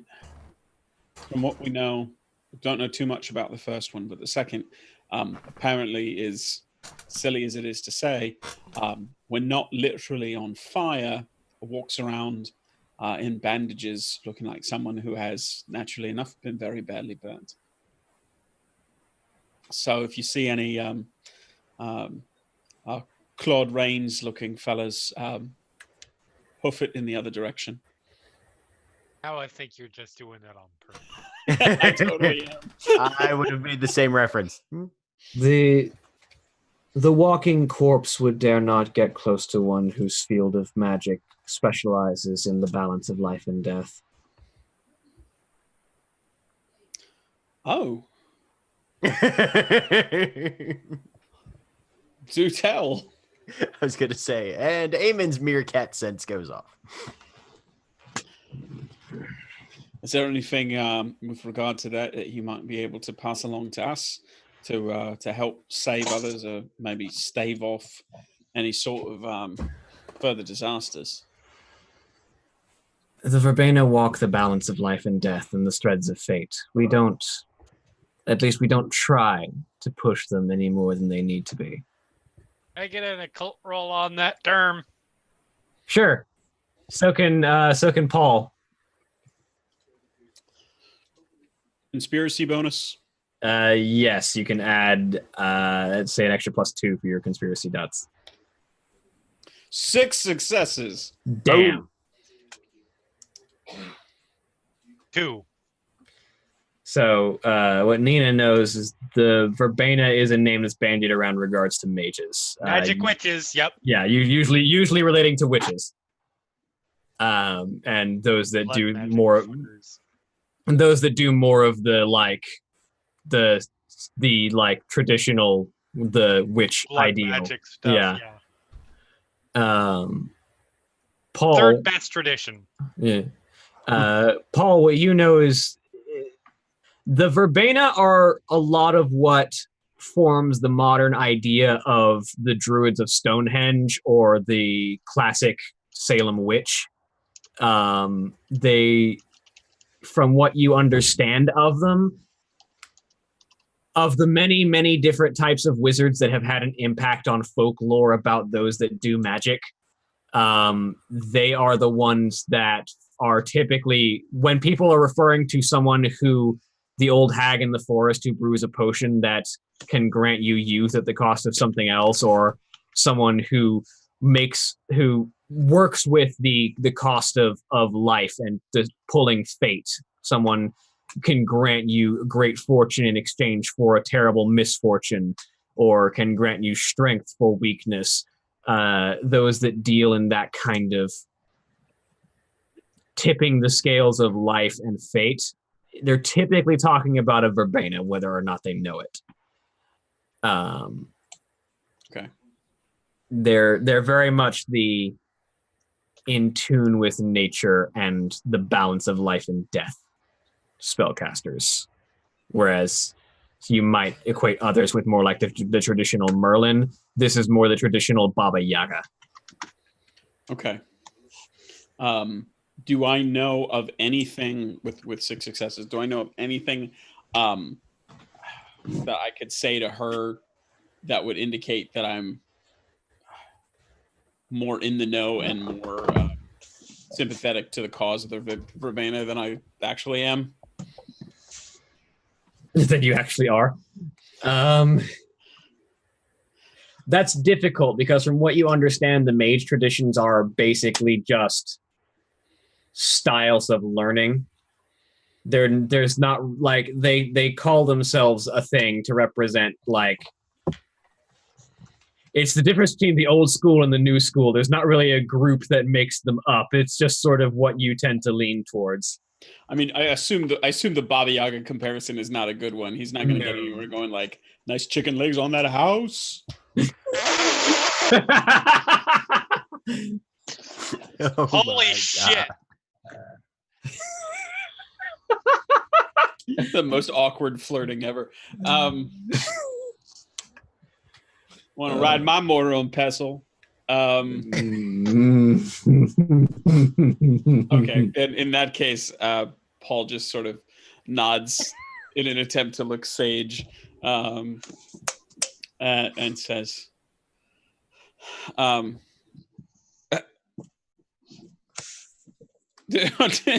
are you okay? I'm fine. You're muted, Aaron. I was just going to take this opportunity to point out we broke up nearly half of the group. Oh, right, man. What the fuck is wrong with you? Sal. Also, Mortar, that doesn't even work. Like, I didn't say Paul was good at flirting. Jeremy, mortar. no, I Pestle. understand. I understand that. Definitely ways you could go with that. Ride my mortar and pestle. That doesn't work. Not well. The collectiveness of the two things is the issue here. What does Paul actually say? Sorry. Paul nods and says, well, I can see we've come to the right place. Again, I'm glad to hear you'll be safe. If I might ask again, anything you might share with us to help in a situation where we were to run into him again. He is single-minded in his task. He is difficult to battle, but perhaps not so much to outmaneuver. We tried a lot of fire extinguishers and it didn't do anything. The fire that he burns with comes from something ever-burning and something primordial. It is unlikely that you would be able to douse it with simple fire extinguishers. Paul shrugs and says, no defense, it was our first attempt. This is fair. Very much obliged. All right, so maybe not something straight on, but trying to distract. It will be easier to escape from that one. Does anything come to mind that he wouldn't be able to escape? Any way to contain him that occurs to you? There are rituals of binding that might successfully hold a creature such as him, but they would need to be performed by the likes of my kind, or those who created him. Paul, you? I mean, I'm already handing out. When we're done with this whole conversation, I'm already handing out my phone number, anyways. But that's not Well, for that reason. Don't even go there. Not just for that reason. Don't even go there. But I feel like you're really ramping up Nina to combat me playing Hayden on Thursdays. no. Have you How been is paying Nina attention? ramped up? This is a significant step in the moderate direction for Nina. Yeah, but this is like the fourth time reference. Sorry. Did you hear the description of the character? It's Yes. sort of an older, the safer Colleen. Right.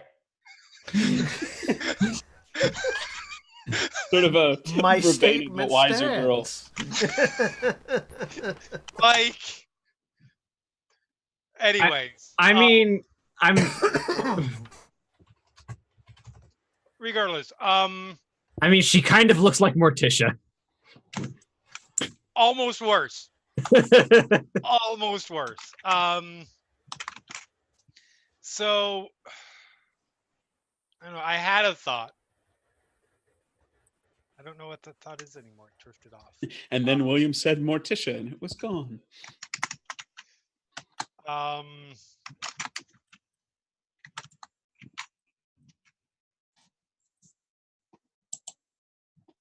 No, yeah, we would definitely. There's definitely.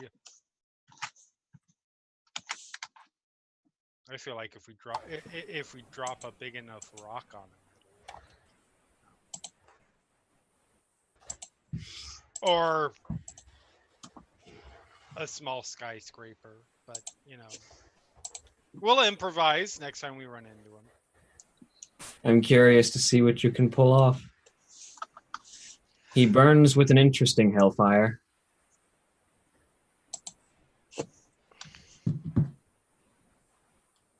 Is it hellfire then? It's a turn of phrase. I mean, is it simply a turn of phrase? You know, there are times that I'm not certain myself. Sometimes choice of word is subconscious. Sometimes it's among us. Sometimes it's something more. I couldn't tell you. As far as I know, that was just a turn of phrase, but I also don't know. Okay. Glad that's cleared up. Yes, the fields of magic can be confusing at times. No, I figured. I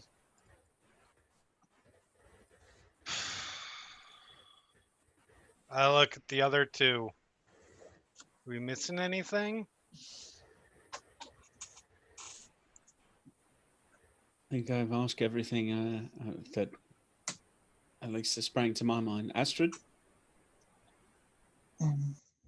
I wish I could get more specifics, but I know I can't. Paul turns back to Madame Zarkova and says, I know this is probably outside the scope of how these things normally work, but what should we be asking that we're not? Storyteller, please give us the information we have failed to ask for. We're literally talking to a sage.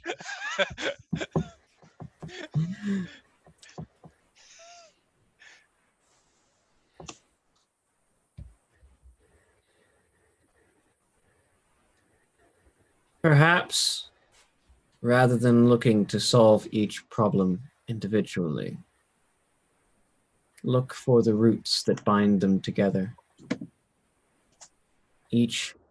While each is formed of its own accord, the crises forming all have common cause and common root. And treating the symptom will do little compared to finding the cause. I mean, right. I'm trying to do that. You should see what kind of weird, crazy conspiracy board is on my notes app on my phone right now. But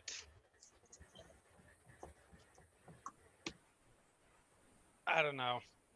I mean, yeah, clearly I would assume this is all connected anyway. But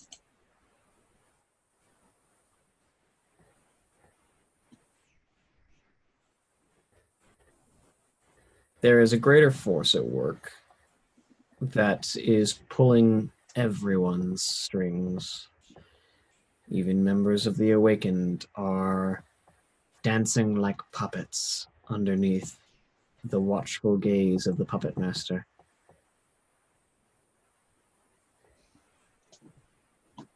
And I suppose you all haven't gotten any closer than we have to cracking exactly what that would be. for who? Paul kicks Nina's foot under the table. What? Are we being subtle about this, or do we want fucking answers?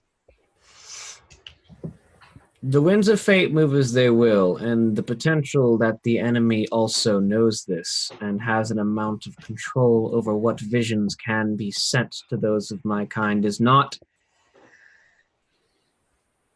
impossible.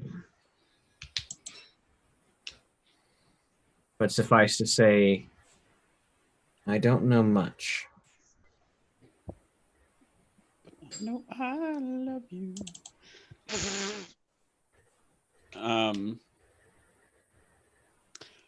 thank you very much. This has been tremendously helpful. May we be in touch? Yeah, I was going to. So,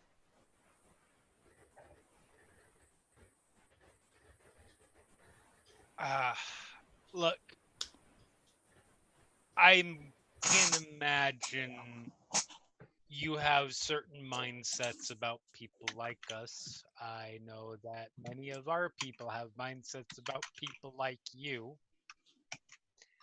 And I would like to be able to give you a heads up if somebody's coming your way. You'd also like to be able to call on me for more favors in the future. I mean, that's not the. Yes, quid pro quo relationship.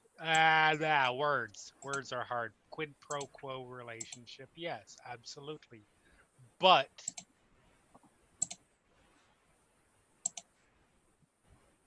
I mean, there's no but there. That's pretty much it right there. Mhm. So I'm going to just leave this card right there. And if you happen to give me some way to put your number into my phone now or later when you text that number, feel free. I may have a use for it, and you may find it saves your goddamn life. She reaches over behind her and grabs something off of a shelf and slides a similar card across the table to you. Awesome.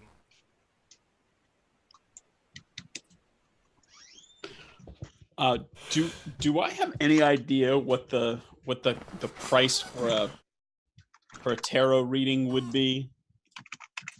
I mean, I believe the question would be for another tarot reading. Right. you haven't quite discussed the cost of the concept of price for this one in particular. You don't know what she's getting out of this. Yeah, I was. And maybe for like a street magician's tarot reading, but you don't know what a mage asks for an honest to God glimpse at the fates. All right. Well, I think, and Paul says, and like Nina has indicated, it certainly would be a two-way street. But speaking of which, well, we greatly appreciate the information that you've given. We certainly didn't come in expecting anything as a gift. So, how can we best thank you for your time?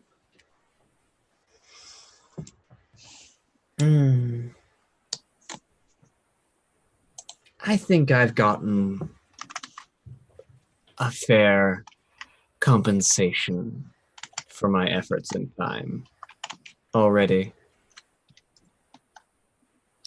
Well, Madame Zarkova, if you don't mind my saying, that's downright unsettling, but I'm glad to hear it anyway. It's a give and take with the threads of magic. Sounds fair.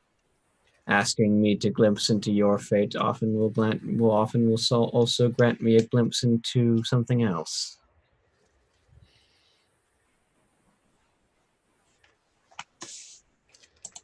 My deals tend to resolve themselves. Sweet. William, a question I've been wanting to ask: how many of the one-eyed kings do I actually have? Do I just have the pair, or do I have more than that? Let me take a look at the one-eyed kings. I think it's just one set per. I'm wondering if, but I think we've been a little fast and loose with that. I do tend to use my willpower to summon them back.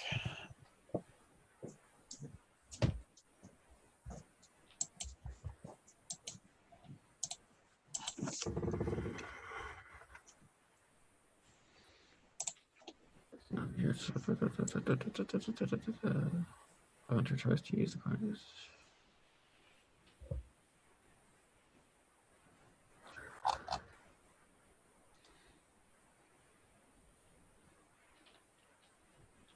It can. They can recall themselves, but they do come in just the one pair. Okay.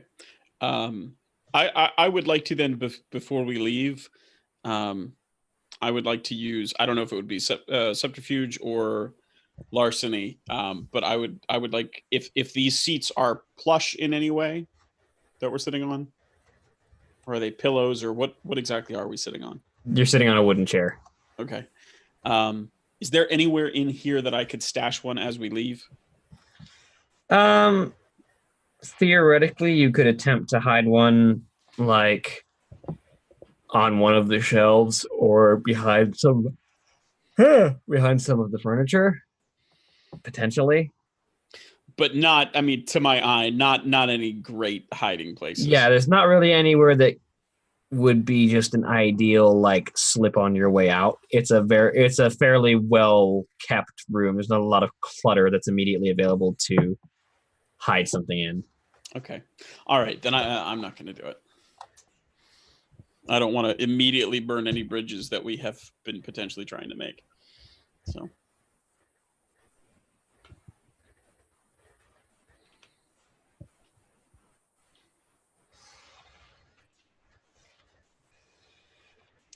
If there's anything else that I can help you with. Again, just please don't hesitate to reach out if we can be of any more mutual assistance. And Paul will stand and hold out his hand. He takes it and offers a very light shake. Okay. Paul will head for the exit from the tent / Bentley. One last bit of advice before you go. There is light and dark within every circle in this realm. I would hesitate, even among the places where one expects to see naught but evil, to tar everything you see with the same brush, be it good or ill.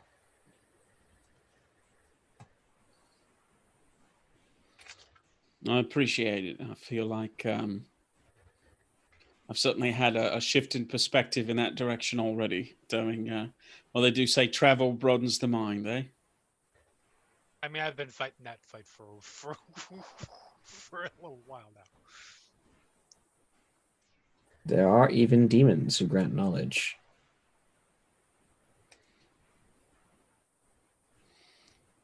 Yep, burn Yeah, it this down. is where we're going. And some are journalists. All right, well, off we go. Once we get back to the bikes. So yeah, we're not telling the others about that last line, right? We're in Right. agreement on this. Yeah. Awesome. Yeah. That would have been the point at which Eamon was just like, all right, where's my torch? No, Eamon just pulls out his bottle of vodka, takes the lid off, starts stuffing a rag in the neck, gets a lighter. No, listen, we specifically had this conversation. If she's not actively doing harm, it doesn't matter where the power comes from. To you. Yeah, I didn't have this conversation with Drew. I had it with Eamon. Yeah. To you.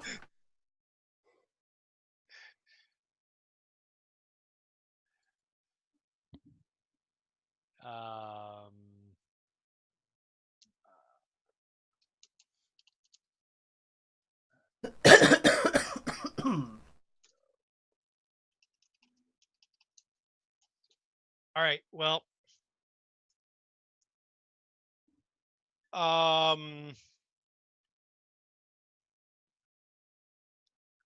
just gonna text back or text to the group. You guys dead yet? William? I mean, are you dead yet? No, I was just wondering roughly when we get this. I'm assuming it's while we're still sort of staking out, waiting for the vampires to leave. Yeah, it's probably you probably get that text and then look up to see the vehicle sort of pulling down the road on their way out. Yeah, then Drew will text back. No, possible you could meet us in between. And then about 30 seconds later, the Google Maps thing that you can send on iMessage. Paul stops typing in between what?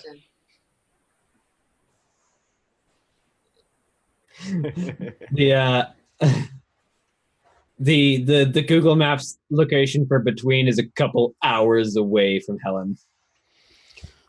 Oof. Paul will text and say, "Are they standing still or are they on the move yet?" They're leaving. There was some questions if we wanted to do recon/conversations here once they were gone. But if you guys can't make it before nightfall, we'll just head back. Do we know where they're headed next? Yeah. Probably. Is it worth confirming they're at least headed in the same general direction? William, I assume during the downtime we had, I could have mapped wherever they're going next, right? Yeah, as you sort of continue to trace the spiral across a map of Georgia, you can sort of predict the path based on what roads actually follow that spiral. I mean, they're not gonna head directly in a direction. I'll explain when you get here, or when we meet up. But yes, sure, we're reasonably confident in our conclusions. That's how we ended up in a rinky-dink small town and ran into the one other group of people that might be passing through here. So meet you somewhere out along the path, or meet you all back at Nina's? Meet back at Nina's. We're not really equipped to confront them right now, but it's good for us to know where they're going to be heading. And we don't want to lose that advantage. More than fair. Paul will quickly text the local labyrinth, the contact that he has there, and will ask if they have any spare sets of one-eyed kings. I mean, yeah, we've got like a couple dozen pairs. Fantastic. Do me a favor. I'm going to swing by as soon as I can. May need to pick up another set or two. Sure, why not? Like, we've got, like, across the entire Aegis, we've got, like, hundreds of these things. Right. I just know there was that one time that, you know what? We'll talk about it over a pint when we get some downtime. But suffice to say, they were all checked out at the same time, and the local coin collectors club was never the same again. Mm-hmm. It's a good thing they come back, isn't it? What's that? It's a good thing they come back, isn't it? That's right. Yep, always come back. And then he will sit back and try to grab a little bit of rest. No, he won't, because he's on a motorcycle. Never mind. That is not the point to fall asleep. He will continue playing nervously. Why did it about He's half? not driving. I've fallen asleep on a motorcycle before. I was about to say, so have I. When you're riding passenger, you can definitely fall asleep.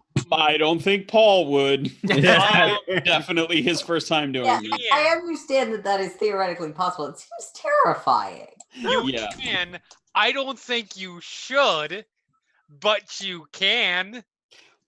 Paul will go back to nervously trying to find the best place to hang on to this thing while it's in motion. Hey, some of us move a lot in our sleep. Trust me, you stop doing that real quick when you fall asleep on a motorcycle. I move a lot in my sleep when I'm in my bed. If I'm sleeping anywhere else, I am stock still the entire time. Oh no! Anywhere I sleep, I fall asleep like this, and I wake up like this. You starfish, don't you? Like 3 feet in the other direction. Yeah, when you fall asleep on a motorcycle with your arms wrapped around someone's waist and pressed against them, it's really hard to like move too much without waking yourself up. Anyway. Okay. Paul definitely does not sleep on the way back. That's the crux of the matter. And we all arrive at Nina's, I assume. Yep. So you all arrive a couple hours down the line at Nina's place. Who gets there first? Which group? I would say the group that's from between would arrive first, because Helen's a little bit of a longer drive. So whenever Nina gets back, as soon as she walks in the door, Eamon looks at her and goes, And in answer to your question, if there's a fucking necromancer about, I'm going to make sure my body is well and truly booby-trapped so that even if he's possible that he can get his way around the protection of the Almighty on the bodies of his saints, so there's a nasty little surprise waiting for the motherfucker. You're awfully presumptuous thinking you're going to be a saint by the time you die. How many miracles? Look, is you need supposed 3 miracles, and I tell you, some of the shite I've done with this cookery on vampires is bloody near miraculous. Near miraculous and miraculous is still a pretty big fucking gap. Oh, just you wait. I'm just saying you can't always be prepared. So just in case, just know I'll burn your corpse. And the thought's appreciated. Thank you. Well, if we don't deal with Mr. Man on Fire in a quick amount of time, our corpses might get burnt regardless of our choices.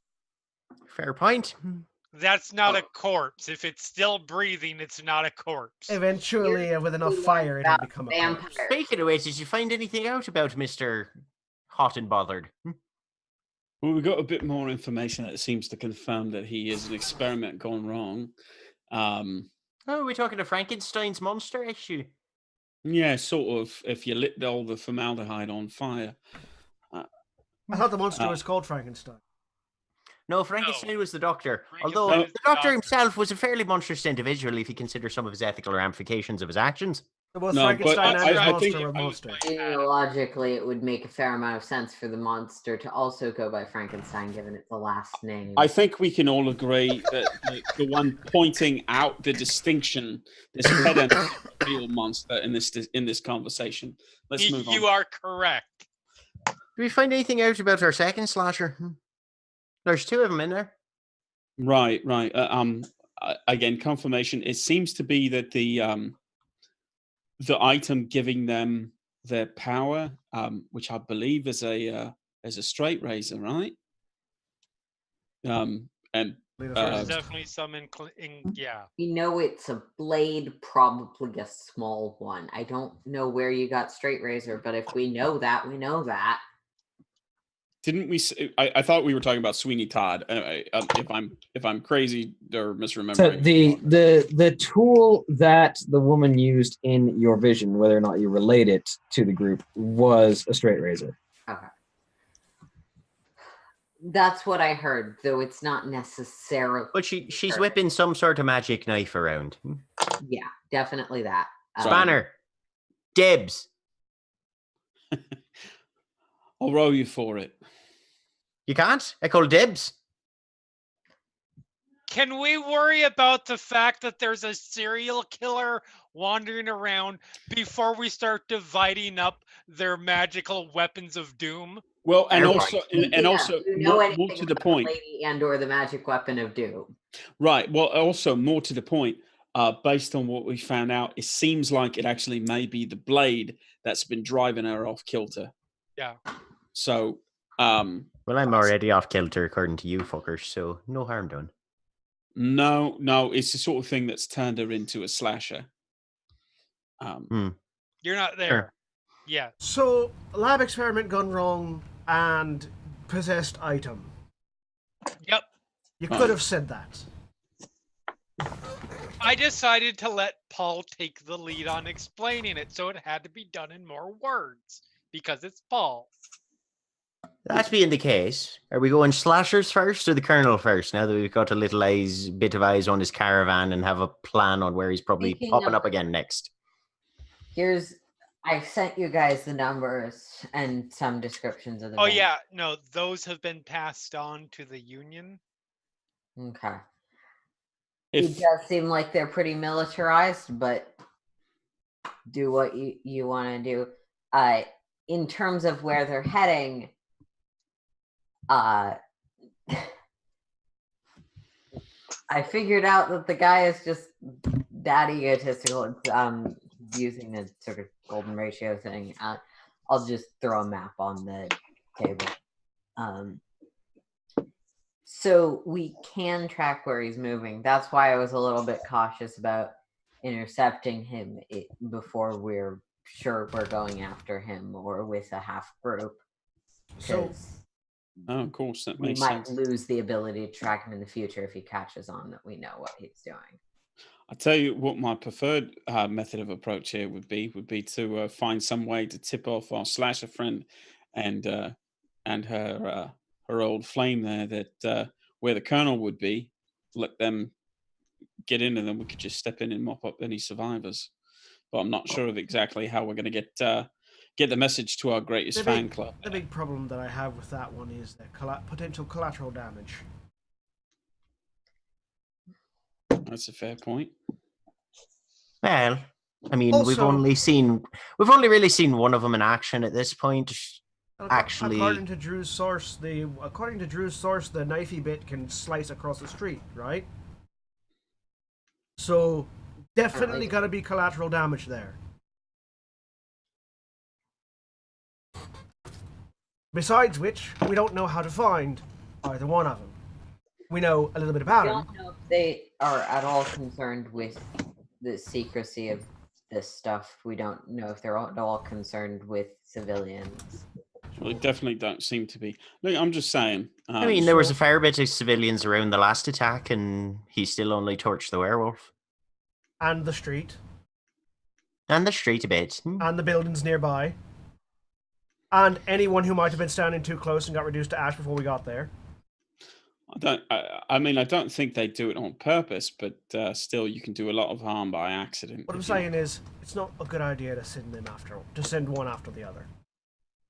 Not only that, but do we have any idea of how to find them? Much less reach out and inform. I was thinking kind of like a post-it note on the front door. If they're There is keeping an eye on managing to things. keep a straight face. So, Well, again, just pie in the sky sort of wishes. It'd be nice if our two problems would take care of each other. But I agree, practically, it's not exactly the best solution. Also, we really don't want to go through the trying to explain away slasher activity any more times than we have to. So, we know how to track. We know how to track the vampires. We know where they're going to be. We have the means at our disposal to get rid of them. We know a little bit about Man on Fire and Slashy Bitch, but we don't know anything about how to find them, as far as I'm aware, unless anyone has information that I'm not aware of. Correct? Correct. Other than we know that they're somewhat interested in us, Yes. Not really. So my thought would be, and if you disagree, please feel free. Set an ambush for vampire, take out the vampire convoy, deal with that, set it and settled. Then we figure out how to lure out our slasher folk. It's certainly the target about which we have the most information. Yeah, that sounds reasonable to me. Notes? Yeah. Astrid, do you think your brother and his friends would be interested in helping us with the colonel? Oh, absolutely. While that would be nice, the best time to ambush the colonel is going to be during the day. That's a fair point. Also, and I mean, right now, considering the duo's focus on us, I think that those other than humans that we are not inclined to put down because they're not threats, whatever reason, perhaps should not be associating with us very closely right now. They turn themselves into targets. I point at Nina in affirmation. It's a fair point, but the counterpoint is that we've had some fairly Astrid. As far as your brother's concerned, I certainly leave that wisdom up to you. But as far as our dealings with Mr. Cross goes, I get the feeling that if we were to move ahead and take on this attack without giving Mr. Cross and his associates at least with fair warning as to the other risks involved. If we went to tip them off, I think that might significantly damage any further ability to parlay with them. Hmm. I will also point out that the one thing that almost certainly the one thing that might that we know about the slashers is that that's the sort of thing that might lead to them showing up. So that might also lead to a three-way conflict. I mean, But I think it's the best plan we have, even if it is the same thing we've been trying to do in various ways basically since we met. We went to the mall because we thought the Colonel's people were there. We went to the club because we thought the Colonel's people were there. Most of our major actions, aside from the sewer werewolves, were specifically targeting. But yeah.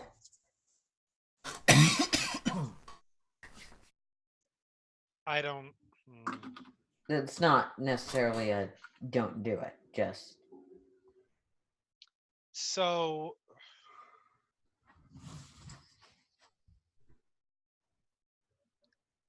I know that the Colonel and that whole thing is. We definitely have more information on that. It makes complete logical sense to be dealing with that because that's the one that we can potentially handle right now. I'm going to offer two things in counterpoint. One, we just said I'm not going to I'm not going to sugarcoat my group. A bunch of militant psychos on them. Who might very well handle the situation for us, or at the very least keep them busy. And I think the slashers are a bigger threat. And I think there is a way that we can. actually, if Han- we're not going after the werewolves, There's a way we can handle them if we can just get a message to them. They're obsessed with us for some reason. So We getting a lure hold them of them out. may not be the worst thing, but or the most difficult. But what's your plan for once we do get their attention?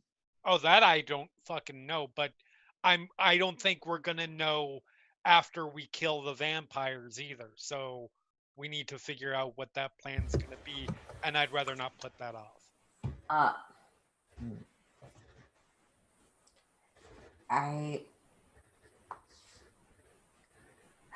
if we want to go that route, I have. It's not something I can necessarily talk about directly, but I have some of my magic might be able to send that message along. If we have a message.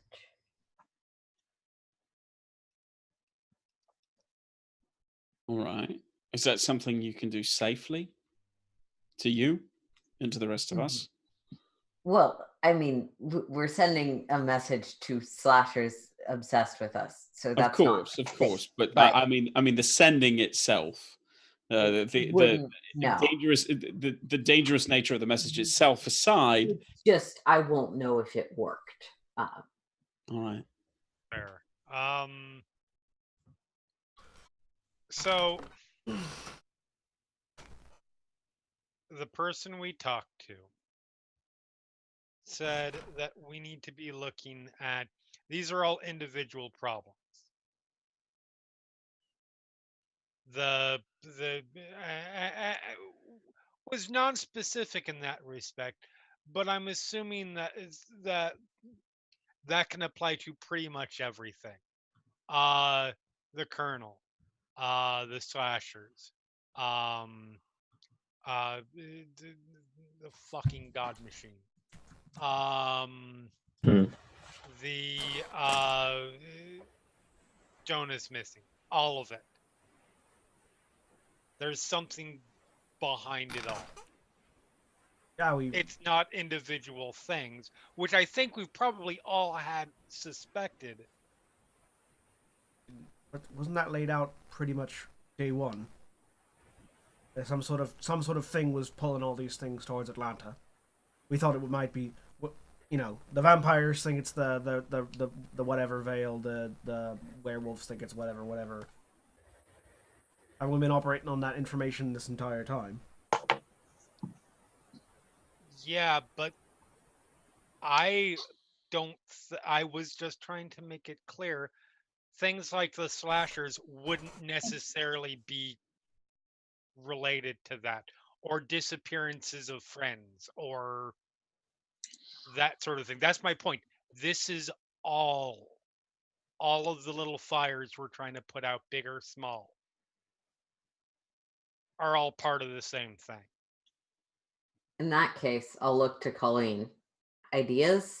Person and who is at the epicenter of this?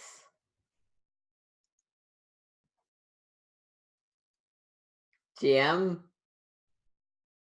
William, you Sorry, yeah. I was thinking for a second. Sorry, I'm also getting a little tired. oh, totally No fair. worries. It's been a long day at work. Sorry. Repeat the question for me one more time. There was comments about everything being connected and it all having an epicenter, and I is like, given that you're the epicenter, Colleen, your ideas, but a little more nicely. I mean, whether or not I'm the epicenter is still, I mean, probably, but not necessarily. But there's definitely a lot revolving around whatever I'm connected to. But I mean, I guess everybody would like to wield godlike power, but I still don't really know how to do that. So, I don't know how all of them would. It is weird that all of them are looking for an artifact, but they all seem to be looking for me at the same time. Yeah, we've kind of been chalking that up to you could probably replicate the artifact effects. Or Yeah, but who would plant the idea in each of their heads that the artifact they're looking for is here? I haven't exactly been showing off my powers.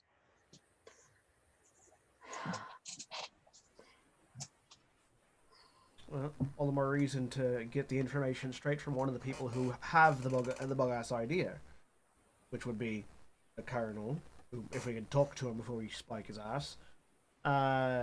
Which is part of the reason why I'd prefer us go after them rather than your Union folks. No offense, but your Union folks seem to be more of a, I literally torch and baron. asked, do we want information from these people or are we killing them? And I was at that point we had an agreement on that. And you were in that chat. Yes, but I was driving. No, you weren't. Or walking, or whatever. Time has been weird because we've had two different scenarios going on at two different distinct points in time, but somehow coinciding at some point with texts. All I'm saying is, I can't call off the many hit squads who just jumped into their trucks and went Decisions were made, and that is committed at this point. Besides, I don't think we can interrogate the super powerful vampire that doesn't seem. I mean, if we can, that would be great. You give me and my brother a room with some shuttered windows, and we can interrogate the fuck out of this dude, no matter how powerful he is. Astrid's got a building that's set up for that sort of thing, particularly intentional.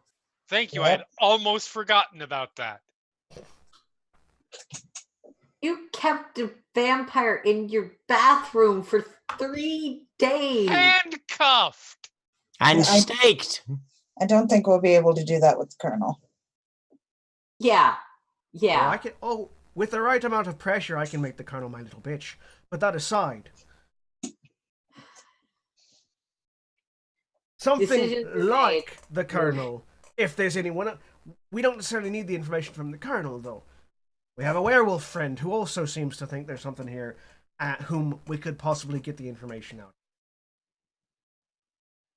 You know, I mean, have we where figured did- out? Where did he hear about it?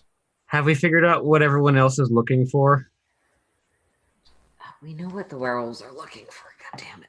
I think We know the werewolves are looking for the fetters of Fenrir, and we know that the vampires are looking for the Crimson Veil. Do we know what? I feel like the changelings have something too. Do we know what everyone else is looking for? No. Nope. But we could also ask the changelings. And maybe we could make a call back to Madame Zarkova. Oh, hey, did it turn out that the Did lassie you was sort of- consorting with demons or any such Oh. nonsense? No, just not Two unless you're possible- particularly disposed against tarot cards. The two possibilities. You're right, but two possibilities on that. One, these things are coming from their psychics, whatever.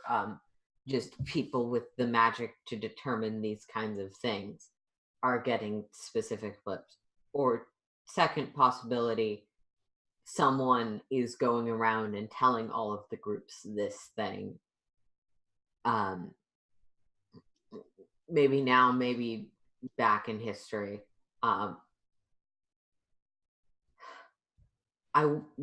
Could ask changelings. We could ask Cross. We probably should. We might also want to look on the computer a little more at what led the Colonel to think that you were a target. I look over at Astrid. Who told Jonas about all this? Because he told us. Does she know? Nope. But Uh, a I have wrinkle no in the idea. Jonas. Oh, Because Jonas told us. Yeah. Presumably he was told by someone else. And then he fucked off. He came and told me about it, but I don't know. He told all of us about it. Down the road, Yeah. I might well, try it. not. Yeah. It, And he's a mutual friend of Jack Cross's. We could find out if he's the one who told Jack Cross as well. I've got a hard time believing he was the one who told the Colonel, but Yeah. a wrinkle in the Jonas told everyone thing. I was actually tracking someone into town. I knew that there was a building forces. I didn't know why, but Jonas didn't tell us why.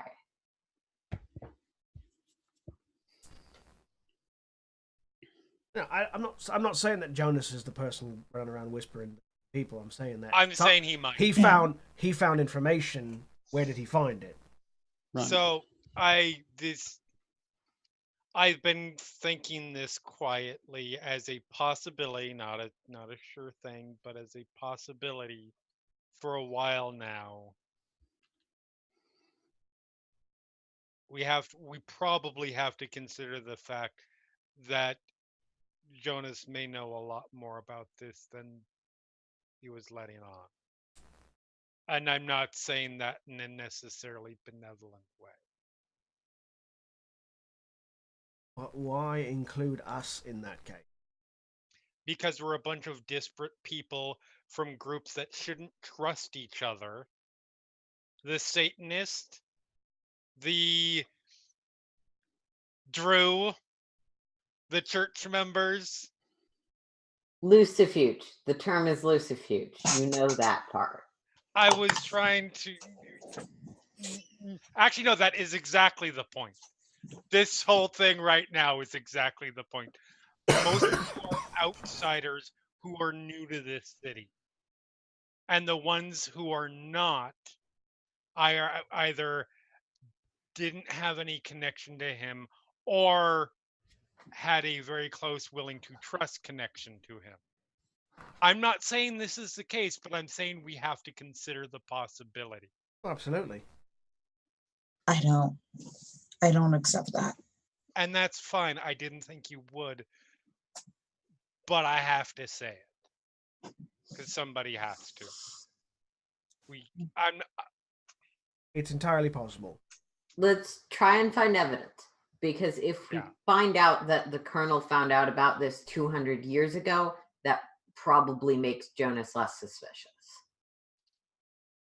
I mean, unless he's 200 years old or something. I was gonna say, well, how much do we actually know about Jonas? Okay, less suspicious doesn't He's not a human. possibility, but How about we start with Jack Cross? If Jack Cross How- found how out would- about it and his people found out Yeah. about it through somebody else, that's Jack's a a good good way to way cross this out. off the list. Jack's a good way I can. Solid pun there, lad. Okay. Well, actually, we should check with both Jack and the changelings. Nina, if you could... I yeah. just said shakes. Sorry, I didn't. I missed the mention of shakes. and probably computer databases, though Nina might want to, if Yeah, you I'll prefer see. to do that, of course. Eamon and I can go. Eamon and I can go talk to Mr. Cross. Fair. I mean, I could just ring him up unless you want to do it in person. Let's do it in person. Just make sure. All right, I better come along with you.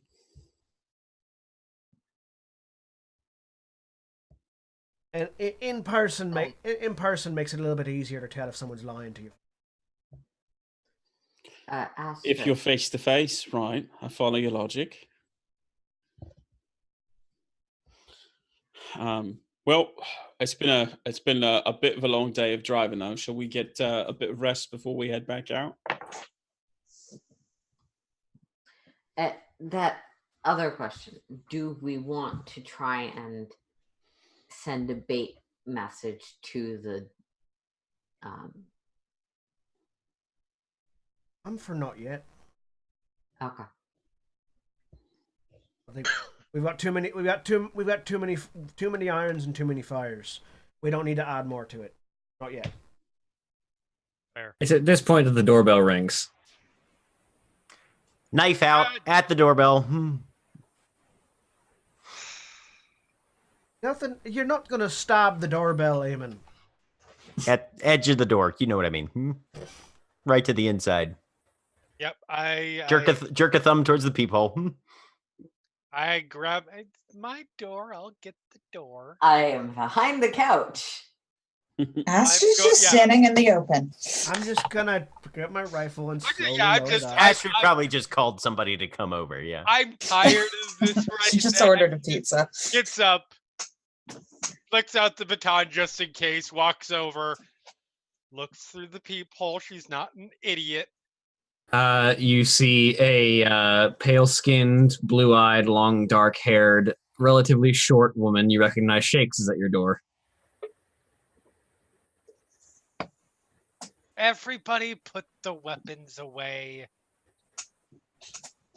I continue to load bullets into my rifle. No, really, put the fucking weapons away. I'm not opening the door. Eamon sheathes the kukri and is Name just one kinda time taking a I step have back. fired. I have fired wildly. Let's not intimidate whoever's at the door. I'm just being precautious. Never know what's behind them. I open the door, slip out the door, and shut it behind me. Hey, Sorry, my friends are psychopaths. How are you? yeah, I need a favor, and that is where we're going to end for the week. Goodbye, everybody. Bye. Bye.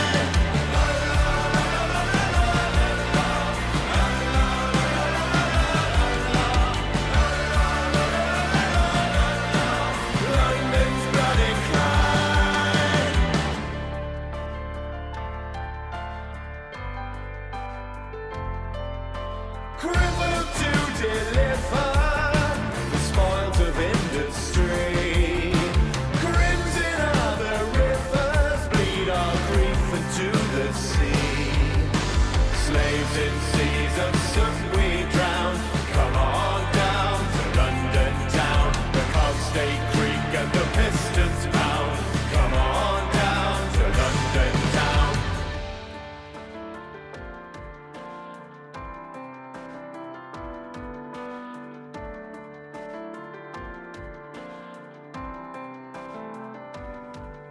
Steam train running on a reckless rail, speeding right into the rising gale. Shovel harder 'cause we're on your tail. London's bloody cry.